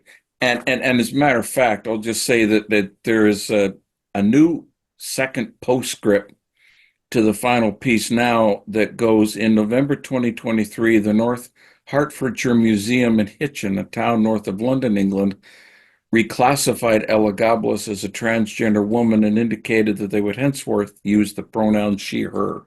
So I thought that was kind of cool. So that's sort of how that's the last thing now in the final version that's going to be in my book, which is coming maybe in a couple of months or something, month or two. It's coming along, and that'll be in it. Anyway, that's all background. What I ended up doing was starting a play. And it's such a big story, and it all got going as a result of a conversation with a friend of mine, Richard E. Satosky, up in Owen Sound. For those of you who know this neck of the woods, he was down in London, and anyway, it came out of that conversation. So I've been picking away at it for quite a while, and it's coming along. I'm working on the second of 3 acts, probably about halfway through the piece as a whole. So I thought I would do one scene. Now, the one I'm going to do is simpler to do on my own because there's only 2 characters in it. It's only 2 voices, so that makes it easier. And it's Act 2, Scene 5. If anybody cares, that won't mean anything, but that's what it is. Mm-hmm. And in the preceding scene, now Various by this point in time, that's Elagabalus, and Various is her birth name, and I use she, her pronouns in all the stage directions. Other characters will refer to her as a he because that's how they were presenting throughout their whole life. Anyway, Various is reigning as Emperor Antoninus by this point in time and has slipped out of the palace in the preceding scene, although not, as it turns out later, unobserved. And the beginning of this scene, you're in a bedroom, not a very fancy one at all, and there is a character called Sophia there. Now, Sophia has had some narrative function on it, but this is the first time you're meeting her in her own place. And she's lounging on the bed at the beginning. The door into the room is partly open. You may or may not see the other side, depending upon how one sets it up, and it's not critical either way. And she will be wearing a male-style toga, which is unusual, and there's specific reasons for that, revealing her right shoulder and lower legs. She starts off lounging on the bed and moves to sitting up as she does sort of an initial monologue here. For the most part, I'm not going to say who's speaking because you'll figure it out almost all the way through. So Sophia starts off, "Well, we meet at last in my natural habitat. Yes, this is a lupinarium, a brothel, and I'm one of the feature attractions, so to speak. Some of my sisters in the trade, quite legal, by the way, run their own affairs, but well, let's just say I have no choice in the matter. It could be worse, though. I'm not walking the back alleys to drum up business, which down here in the Subura can be a dicey business. Fascinating place, this, with a long history. Once upon a time, Julius Caesar lived in this area, the neighborhood having grown up around his family home. Our great poet Marshall as well. There are still some senators and equities high up. Things then go downhill in all ways until you arrive here in the pit. I also get to keep a bit of what I earn, buy a few things for myself. One of the benefits of being popular. I take pride in that." And then there's a knock on Sophia's door. She straightens herself, faces it. "Come in."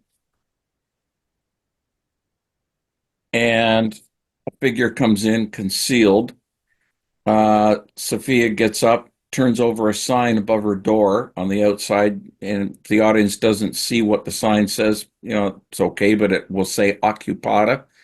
If one could see it, closes the door, and then moves back to the bed and sits down invitingly. "Well, don't be shy. Let's get to know one another."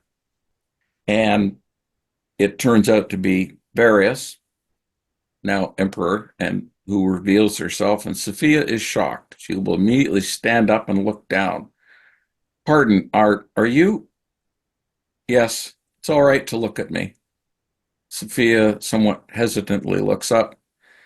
Emperor Antoninus, what a momentous and undeserved surprise. Please call me Various. Various, how may such a one as I be of service? It would be my privilege to do anything you ask. Just talk, I think. Okay. Sophia gestures to the bed. May I? Yes, please sit. Sophia sits down. Would you like to sit as well? Various nods and sits down. Sophia continuing, I am honored and bound to do as you wish, Emperor. Please, Various, I'm Emperor more than enough. Various, but surely you have so many much more worthy than I to discuss whatever you please. Oh, I have people to be sure, but can I trust them to give me an honest opinion, given all those piles of riches that surround me and the power and theory that envelops me? Actually, can I trust them, period? I sometimes wonder. That must be difficult. It is. I find myself confined, constricted, enmeshed in invisible webs. It is a relief to get out. I am happy for you and glad you feel I can help, but I know little of these things and am enslaved in a lupinarium. Of all the people in Rome, why me?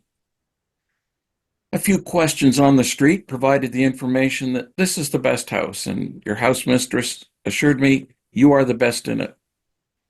I am truly flattered and gratified, but still, why come all the way down here to this street at the bottom of the Suburra at such great risk? Curiosity, getting to know my subjects without the screens put up around me. If I may speak freely, please. That still seems an awfully thin reason for you, with all your wealth and status, to be here in my room in a brothel. I have spent my life cocooned. I have seen only what others wanted me to see. Father was often away and died far away when I was 12, but he was quite protective. Mum and grandmother too, and my tutor, then general, now advisor Gannis as well for that matter, especially after they steered me into pursuing the throne at such a young age. And now, well, I am encircled. I need to explore, to find out for myself in my own way. Just the little journey has been a tremendous education. I think I understand. However, how can I best help you? My perspective is night and day to yours, it is true, but it is awfully circumscribed. To repeat, I'm an enslaved prostitute. And yet, there are things you know that I just don't. Such as, well, women, for one. Sophia lightly but suggestively touches Varys's arm. Now, that is within my skill set. Oh, not that, or not just that. More like something I've always wondered. What is it like to, well, actually be a girl, to be a woman? And Sophia is taken aback, but trying not to show it too much. Oh, well, you could start from the laws. No, I don't mean legally or according to traditions, or not only that. I was also thinking physically, just inhabiting your body, to inhabit such loveliness. Sophia's taken aback again and again, trying not to show it too much. I've never thought about anything like that. It is just me, who I am. I have thought about it a great deal. Various then suddenly stands up. I'm sorry, it was a stupid question. I should go. It's okay. It wasn't stupid. It was very interesting. Just not something I ever considered. Do come back. We could talk some more about anything you like. Thank you. Maybe I will. Various starts to leave, then turns around. You will hear about a great celebration coming later, hopefully on the solstice. A special project to unify all religious worship. Do come. I will ensure that everyone is able to. Of course. I would be honored. Take care. Blackout and end of scene.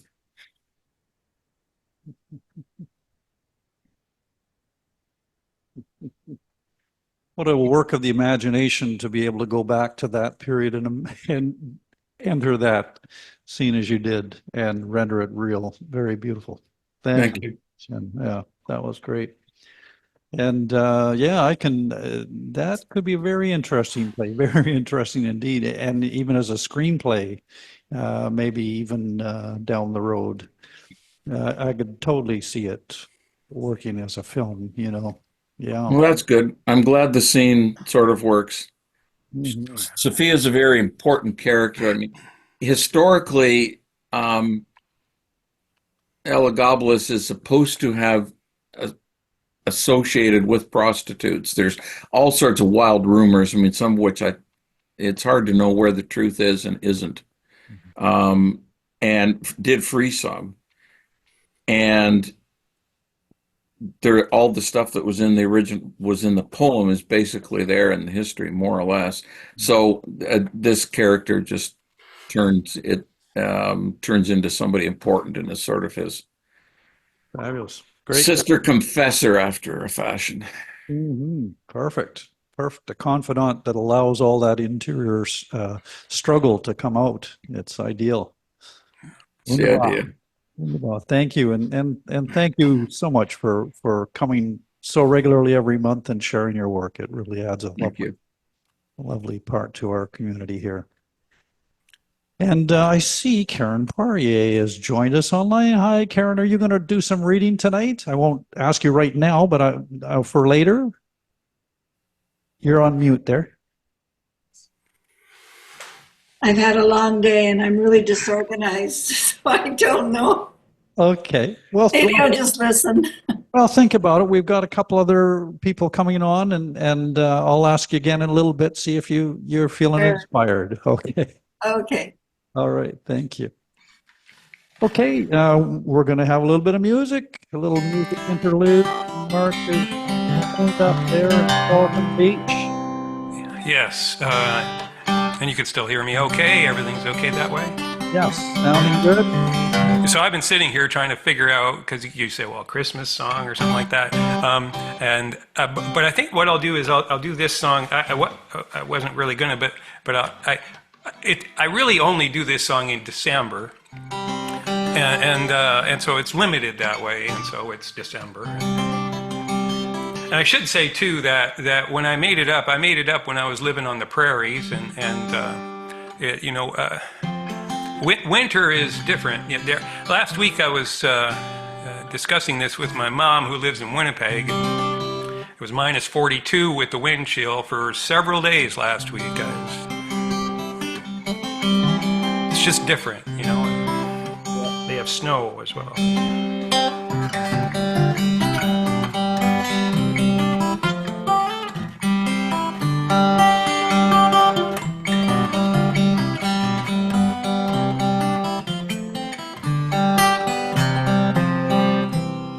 I forgot about December. It's the one-way winter door. Why would I want to remember what winter has in store? Each year around this time, it seems I wonder why we live here at all. The snow, the ice, and the dark, and the cold. Why can't spring just follow fall?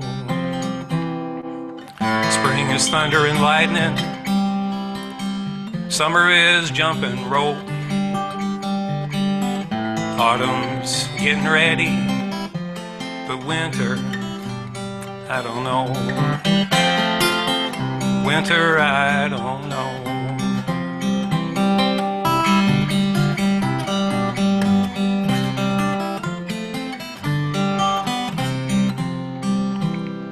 In spring there is no time for thought. It's a car wheel down a hill, a trembling, tumbling bundle of light, a child who can't sit still. In summer too, when I work outside through my eyes and ears and hands, it's all there for me to take in. It's a banquet, it's a dance. Spring might be all about romance, and summer smoldering coals, and autumn's moving on. The winter, I don't know. Winter, I don't know.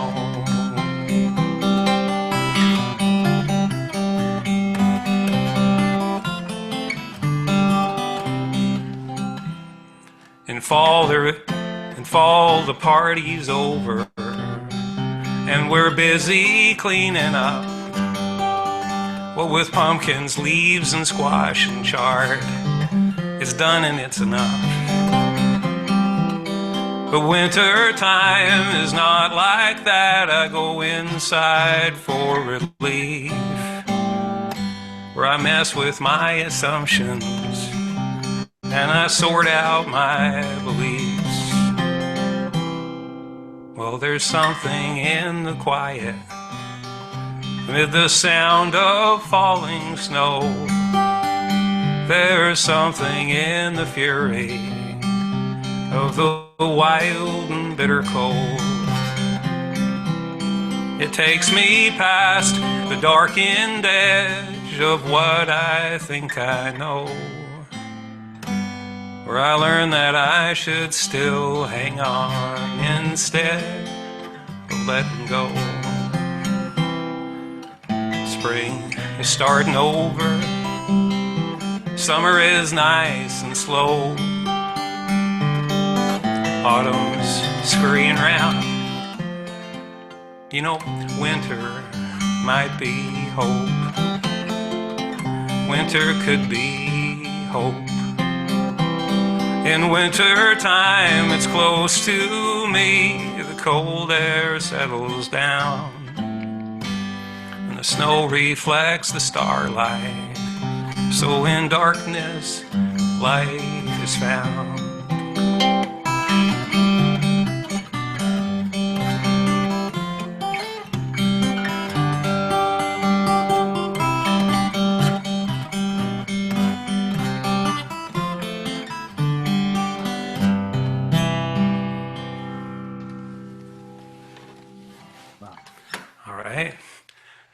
Thank you. Should I do two then? Absolutely, yeah. Absolutely. We want another one, but that was fantastic. Thank you. How about if I try this one? Sure. This is kind of a, I consider it my solstice one, sort of. Well, kind of like that. I don't know.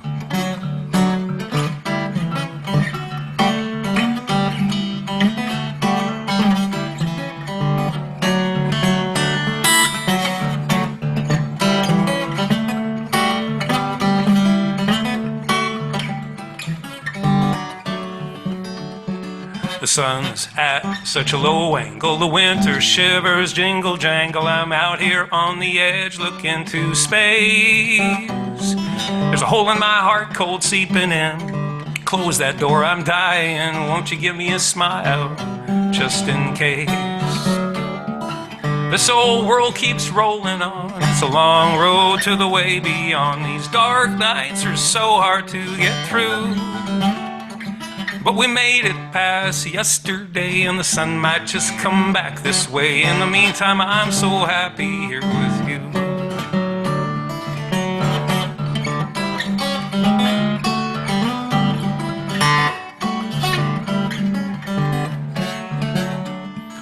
What you got cooking on the stove? When it smells like that, I don't need to go anywhere. Sit right here by your side. I like biscuits, butter, and gravy. No difference between love and crazy. I'm glad we got the same magical ride. This old world keeps rolling on. It's a long road to the way beyond. These dark nights are so hard to get through. But we made it past yesterday, and the sun might just come back this way. In the meantime, I'm so happy here with you.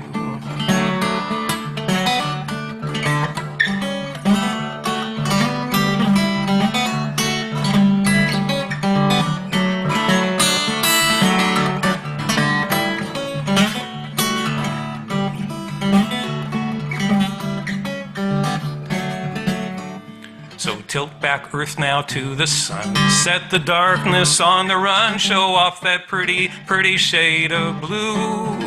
The moon is up, the night is clear. The universe spreads out from here, and I'm so glad I somehow found you. This old world keeps rolling on. It's a long road to the way beyond. These dark nights are so hard to get through. But we made it past yesterday, and the sun might just come back this way. In the meantime, I'm so happy here with you. In the meantime, I'm so happy here with you.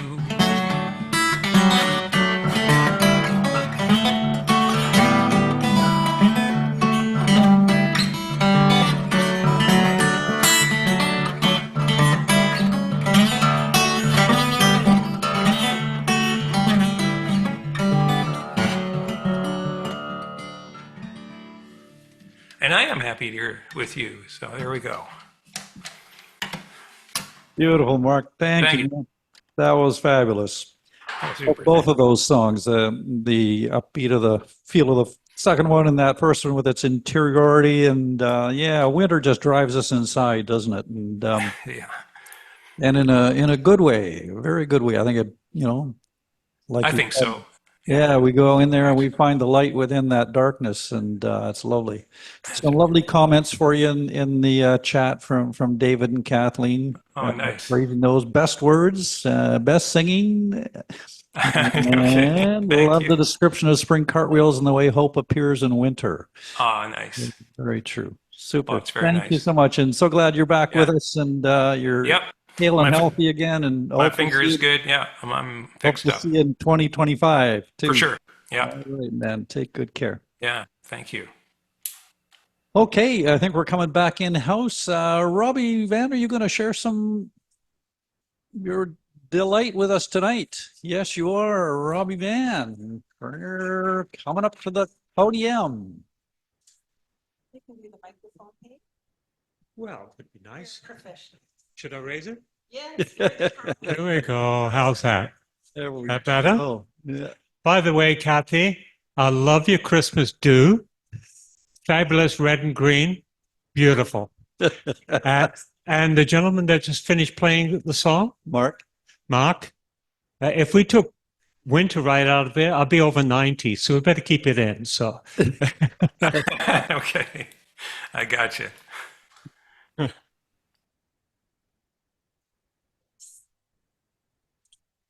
so the first one is dare to be different. Dare to be different. Oh, okay. No worries. I have those too. Yeah, we. Yeah, yeah, yeah. Absolutely. We want to get this right because for the recording, we want to make sure that your main screen there, Robbie. You know, we don't want to have you sidelined for your Perfect. your moment of fame and glory. Yeah, you know. There, that looks good. Yeah. We good to go? I think we're good to go now. Yeah, Excellent. beautiful. This is dare to be different. Dare to be different, far from the norm. This is your life. It's why you were born. The others will gather, for it's love that she brings. A soul made for music, with angels as friends. I don't need no diamonds. I don't need no pearls. No adornments for refinement, unless they're made of words. Let them be of light and love, to bring me inner peace. It's all the pain you held inside. It's finally released. When she sings of love, how the spirit flies, with the stars above that shine on high, and she sees the moon, there's peace on earth. She sees the path less taken, and has found her own rebirth. Let all your dreams make memories. May we see the sight, when warring ways are silenced, conquered by the light. In truth, your love will give you wings and courage just to try. Reaching for the stars, my friend, spread your wings and fly.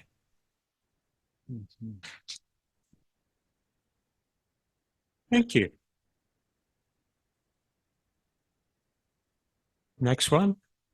We're a quivering mess of consciousness in a world of pure illusion. A bumping crowd of busy lives, so pardon the intrusion. I'm reaching out of my reality where all the world's a stage. I may be getting on in years, but I'll never act my age. I'm a consequence of many things as I bumped along the road. a seer, a sage, a bumbling fool, for life's a heavy load. Though the lives of ancients call my name, I can't hear them in the noise. I'm a captured note that's filled with the void. I'm in my love's employed. I'm sensing beyond the now, the light of pure insight. The world of toil and troubles fades as we're blinded by the light. A choir of angels sings in joy, easing all my fears. So if you see me crying, oh, my Lord, these are happy tears. What's it all about, Alfie? Is it in a song? A lonely heart would beat as mine. It's love that is the bond. We're all the same yet different. Oh, dreamers, look and see. Enchantress has a magic touch. We're the apples from God's tree. We shed our skins from serpents' mouths in the word of tempt and bait. The anger coils around the heart. We're knowing it's too late. The pretty pipers will play their tunes. You'll dance upon their strings. I dance upon the human stage where love means everything. I'm carried on the human tide, adrift upon the seas. Other mortals in their rafts bumping into me. It's how are you? And oh, the sky's so blue. Do have a lovely day. When I look at you and you look at me, does it show I'm gay?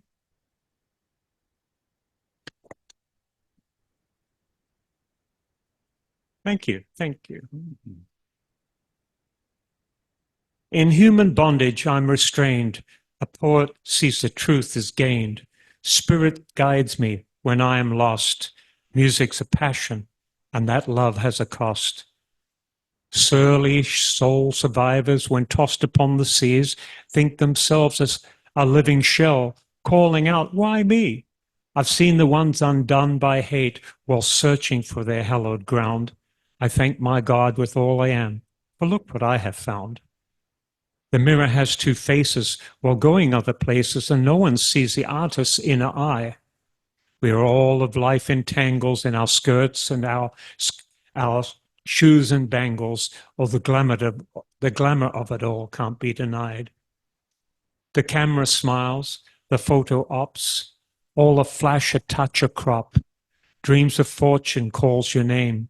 When you get your wish, will you find your fame? There's no script for life, it seems. You just try your luck. Sometimes you win, sometimes you lose, and sometimes you're just plucked. The real, I cannot bear it, but still I move along the depressions that I've lived through while writing all my songs.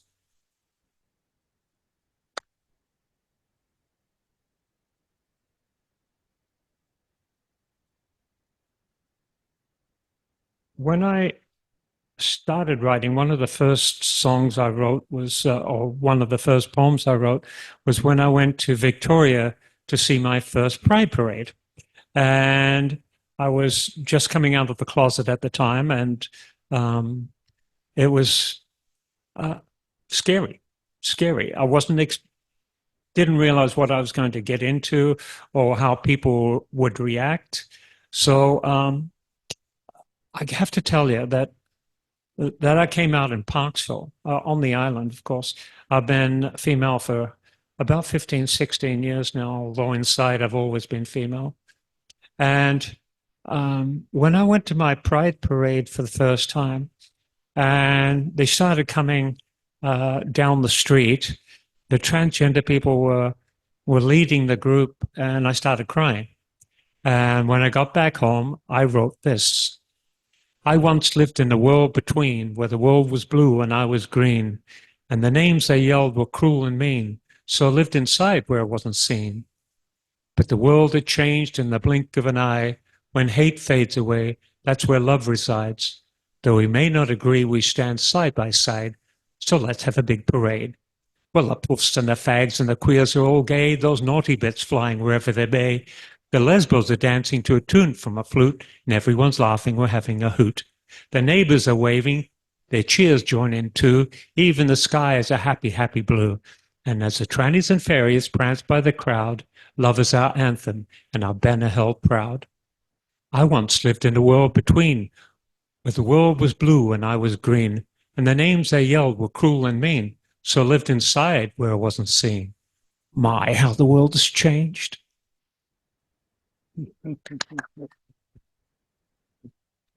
Thank you so much. It's always a pleasure coming to Char's Landing, and Char is such a fabulous host, and what a wonderful space this is. So, yeah, very much so. Thank you, Char, for all you do for art and for music. This is an amazing place. So I'm glad to have Char in my life. And we're glad to have you in ours, Robbie. All right.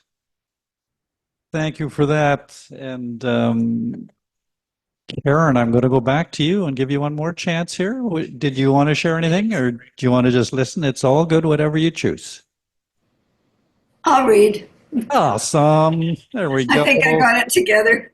That's the spirit.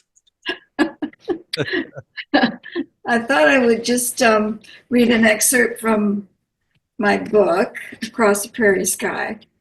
One of my memories as a child, Christmas memories, was we used to get a parcel from my grandparents, and a large venison roast was one of the things inside that parcel. So we got to enjoy that at Christmas.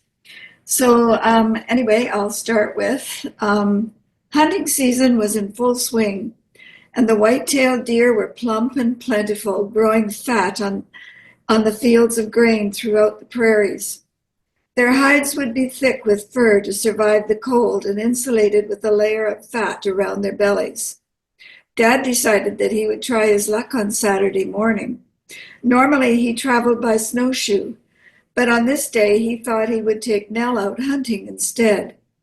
She had never been hunting before, but he thought she would help to make the hunt a little easier. He was up early, had a hearty breakfast of crushed wheat and cream, and dressed in his white hunting overcoat, pants, and warm hat. He then went out in the icy blue-white world to the barn. His footsteps crunched the frozen grass, and his exhaled breath formed rings of clouds as he looked at the quiet, hazy rose dawn and thought that it would be cold but clear today. At least the wind died down a bit, lessening the chill factor. The barn door creaked open when he lifted the latch. Even the hinges were frozen. Dad was greeted by the animal smells inside the barn. He watched as Nell slowly chewed on some oats that he gave her and noisily drank from the bucket of water. Then he spoke gently to her, explaining where they were going and what hunting would be like. He told her how much she would enjoy riding and tracking deer while he put the saddle on her. He pulled the smooth leather strap through and tightened it up. Nell stopped chewing and stared at Dad with eyes that were dark pools of suspicion as she studied his movements. Her ears twitched back and forth, seeming to question the conversation. This was Saturday, and the children were not going to school today. She grunted and nodded her head up and down in response to this change from their normal routine. While Dad gathered up his gear, his hunting knife and his rifle, he thought, won't be hard to follow the tracks in the snow. Calvin Stewart shot a 4-point last week, not far from his farm.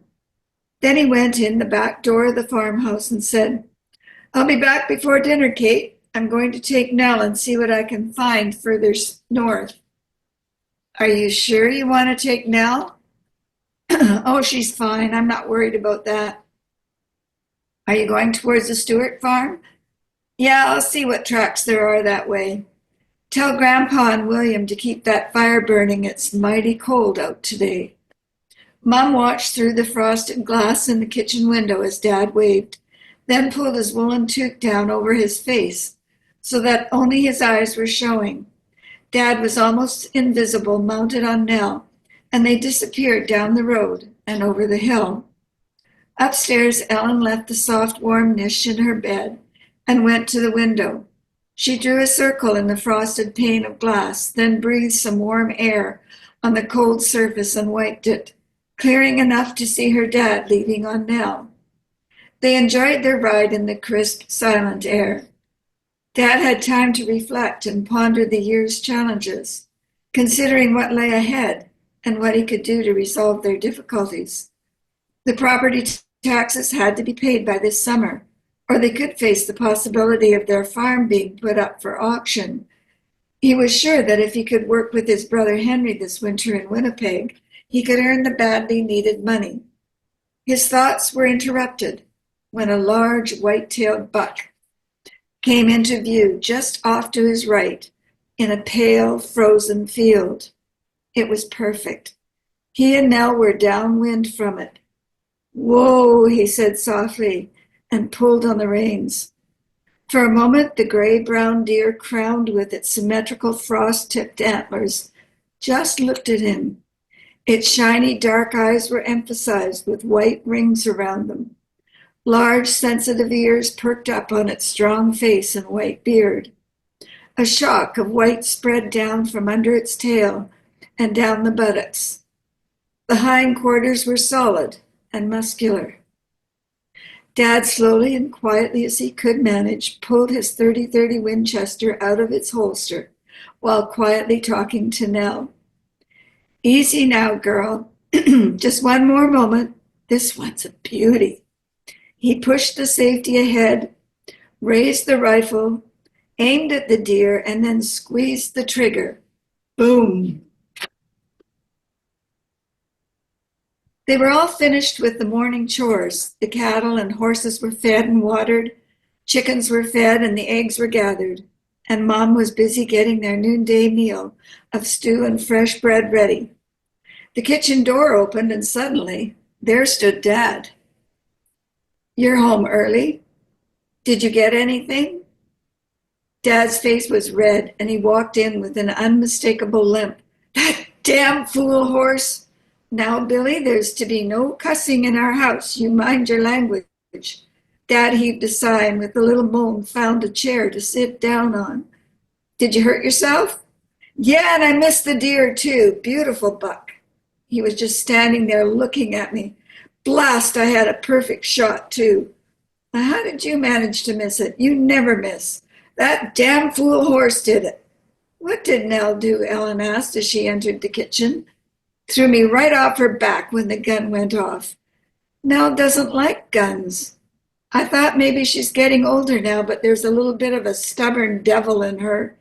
"Don't say that, Dad. She's just not used to hunting and guns." Mom sat down on another chair at the table. She was trying to stay serious while a giggle was rising up in her throat. "What happened? You're limping. Did you hurt your back?" "I hit a snowbank full on. My whole body is sore." "Did Nell stay with you, or did you have to walk home?" Mom's shoulders shook with suppressing laughter. "No, she didn't go far. She came back and just stood there looking at me." "Well, since you're home, we might as well have dinner. Ellen, go find Grandpa and William. I think Daisy's in the parlor."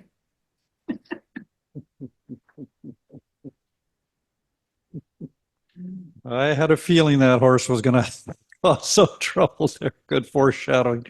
Awesome. Karen, thank you for sharing that crisp winter story. All right. Okay, I think we've got everybody covered. Karl, am I correct in that assumption? Yeah, all right. I'm going to share one with you then. I'll throw my glasses on and hop up to the podium.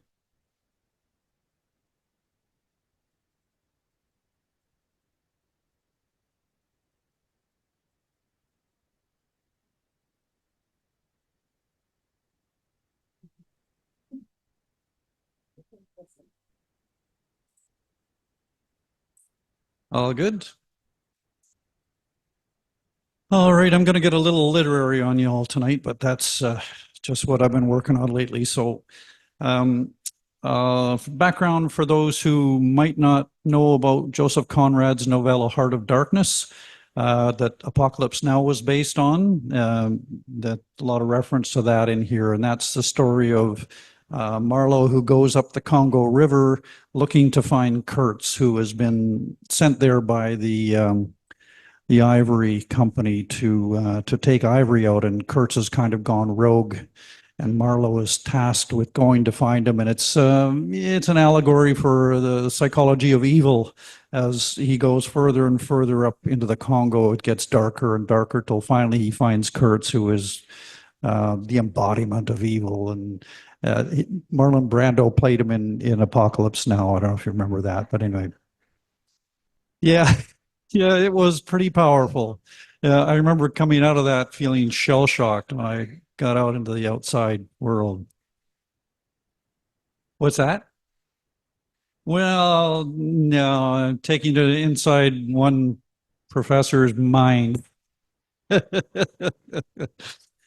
also references in here to Carl Jung's archetypes. You know, he had developed 12 archetypes that people embody at different points in their lives, and different characters are embodiments of those archetypes. You know, the lover, the sage, the hero, etc.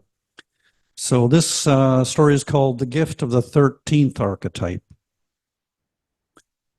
It was Christmas Eve when Professor Thacker woke with a jerk, his heart galloping, his flannel pajamas soaked in sweat. What a horrible dream, he thought, as he struggled to calm himself. He freed himself from the damp covers and tiptoed into the bathroom to relieve himself, hoping he hadn't woken Dorothy from her sound sleep. There were dreams, and then there were dreams. This one would have registered a 9 on the Dream Richter scale if any such scale existed. He flushed the toilet and listened intently for any stirrings in the nursery just beyond the bathroom wall. Thankfully, all remained quiet. His son didn't wake in the middle of the night often now that he was eating solid food, but he didn't want to upset his schedule. He faced himself in the mirror, the contours of his tired face barely visible in the dim light cast by the power button for the LED light. A tuft of hair at the back of his head stood up in an arc that made his profile look like Woody Woodpecker when he turned sideways. He stood staring at the puffy face in the mirror as the facets of the dream reassembled themselves in his mind. It had begun peacefully enough, with him sitting in Starbucks with a First Nations student named Jimmy. Jimmy had taken his third-year course on Joseph Conrad last term and written a fairly astute paper comparing and contrasting the colonialism in the Congo and Conrad's Heart of Darkness with the colonization his people had endured in North America. The professor had docked marks for its shortage of references, though at this absurd hour of the morning, the old standard for academic rigor, that nothing was accepted as true unless someone with more education than you had written about it, felt a bit presumptuous, if not downright flimsy. Regardless, it was the line he was paid to toe, and he wasn't about to abandon it without some scholarly justification.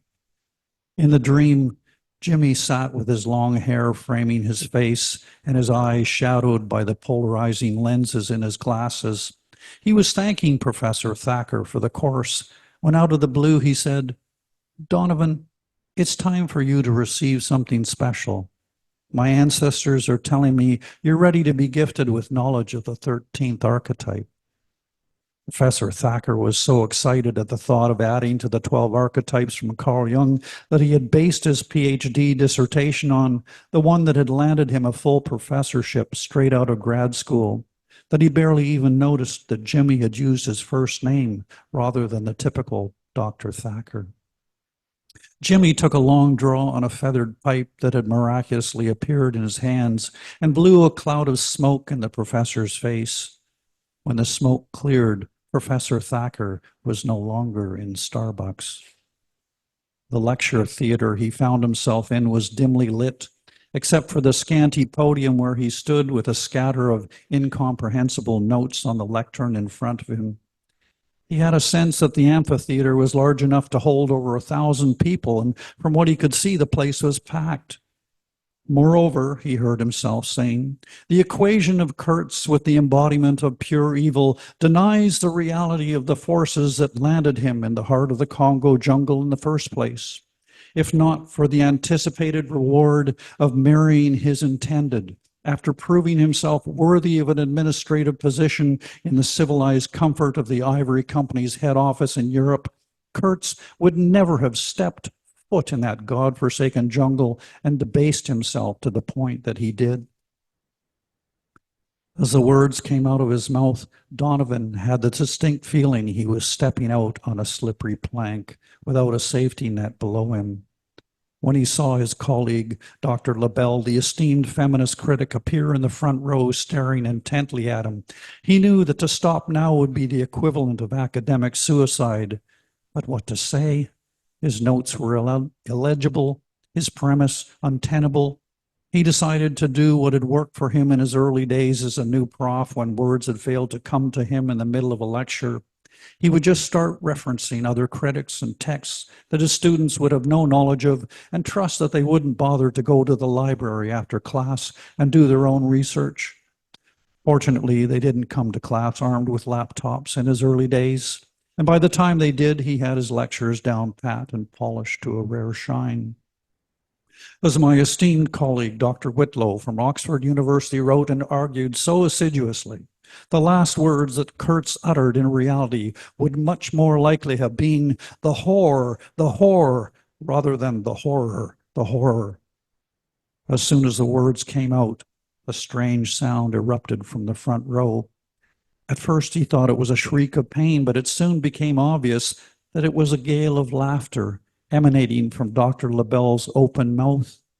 It reminded him of the laugh she had loosed in the faculty club not long after she joined the English department. It was deep into happy hour and too many glasses of scotch when they were discussing the undercurrents of violence in the poetry of Ted Hughes. The banter had gone back and forth with people arguing and quoting their favorite lines from his work. It was a typical trajectory of conversation whenever they got into these discussions, and whenever the quotes ran out, someone would top it off with Echt Hughes or Echt Proust or Echt Flaubert, depending on whom they were analyzing. The pronouncement was delivered as if they had thoroughly skewered the writer in question, and was typically followed by a chorus of chuckles and more sips of Glenfiddich. This time, when the conversation fizzled, and he had capped off the violence debate with Echt Hughes, Dr. LaBelle had half shouted over the ensuing laughter, Echt Men, followed by that same gale of laughter which carried on long after the others had died away. When he heard that laughter in the dream, he realized for the first time that he had been delivering the lecture without the benefit of a pair of pants. His pale, skinny legs with their scant hue of black hair felt suddenly weak beneath him, and the room began to swim before his eyes, and then, thank God, he woke up. Standing in front of the mirror now, he could still feel the residue of the nightmare in the pit of his stomach. The permanent knot creased into the center of his brow looked more tightly wound than ever. He looked at his eyes in the mirror, really looked, trying to discern who was in there looking back at him. The process only added to the sense of frustration and embarrassment that still swirled inside him. He decided to go check on Donovan Jr., or DJ as they called him, where he slept in the nursery. Whenever a terror like this threatened to take root in him, a few minutes with his son was usually enough to rescue him from himself.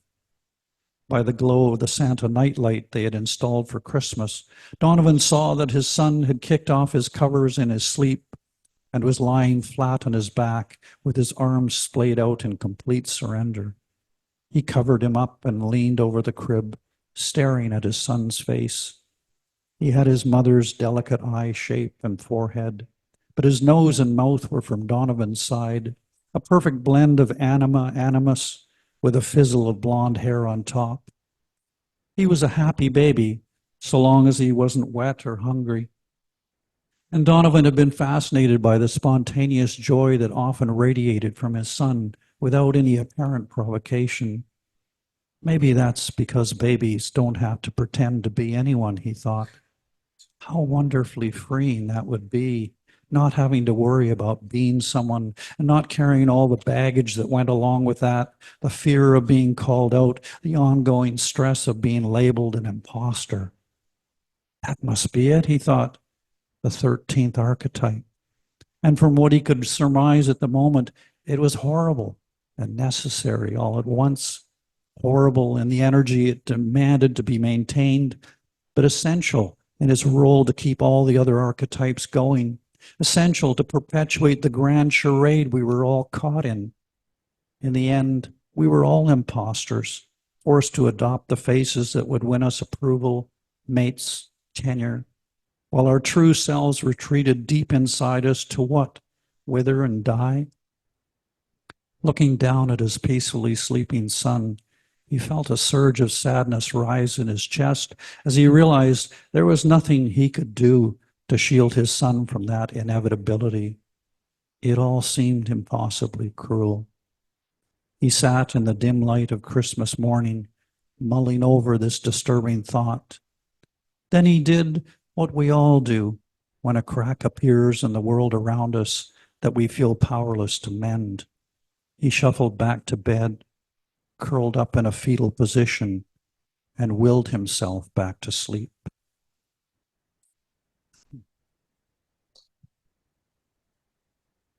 Thank you, and thank you all for coming again, and thank you everybody out there in Zoom land for being part of this special members night. Always love these ones when we get time to chill a little bit and be a little bit more relaxed about things and share some longer work so we really get a flavor of each other's stuff. It was really, really lovely. So I want to wish everybody a great holiday season, but before I do that, I want to say thank you again to Char for being the hostess with the mostest. Yay! And thank you to Karl for being our moderator. And thank you for keeping us fed and watered, as always. Thank you for all And thank you to Derek. Oh, my pleasure. Thank you for all the people that have shared their work tonight, and look forward to January. And Karl, remind me who our feature is going to be in January. Oh, and Yvonne Blomer, yeah, from Victoria. Wonderful, awesome. That will be a treat for sure. She's a great writer. So yeah, I imagine she'll be zooming in, but you never know. Maybe she'll come visit us live. That would be great. January, you never know what the weather's going to do.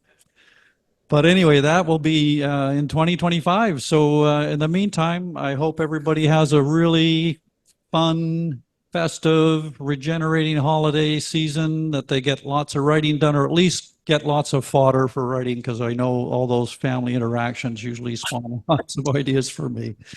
So take care, everyone. See you in the new year. Yes. Good night. Happy Christmas. Merry Christmas. Merry Christmas. Merry Christmas. I'm going to go take out the garbage. Take out the garbage. There you go. Thank you. Oh, yeah. Don't forget.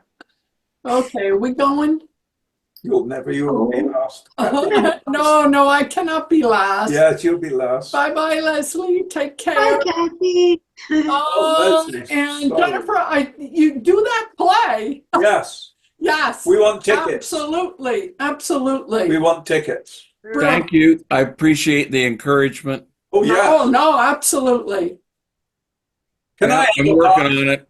You cannot have a Can I have a part. part, No. please?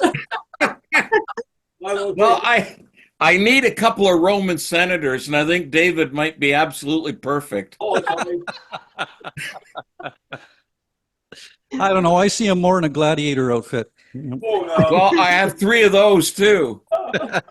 Well, they're charioteers, but you know. Yeah, that charioteers. Karl would be a good volunteer there. Hey, there you go. Yeah, there I go. I could do something with the hair. Well, there's a big part for a grandmother. A grandmother. I'll be the grandmother. Who could play that? Kathleen's volunteering for that, I think she said. Oh, well, okay. I can age myself a bit. Okay. All right, time to go now. Night all. Good night. Bye-bye. Good night, Happy all. holidays. Bye. Happy, Merry happy Christmas. holiday, Karl. Don't forget Karl. Bye-bye. Bye. Bye. Good night, Leslie. Good night. Good night. Good night.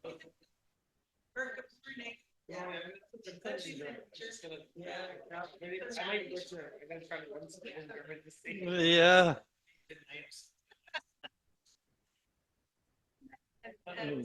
Come on, Nate. your reading was over my head, but it didn't take me to the scary place. I thought you were taking No, the way you introduced it. I didn't take it to the heart of darkness.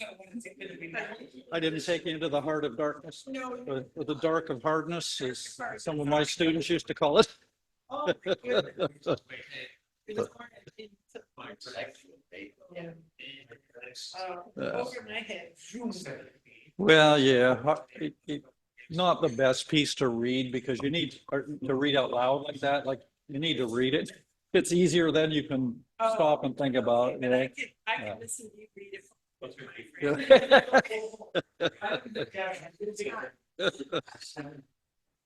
My comprehension is not as isn't it? Well, you've got a few other things on your mind when you're doing this too, right? So you can't just. Yeah. So, is it my imagination or of all the chairs?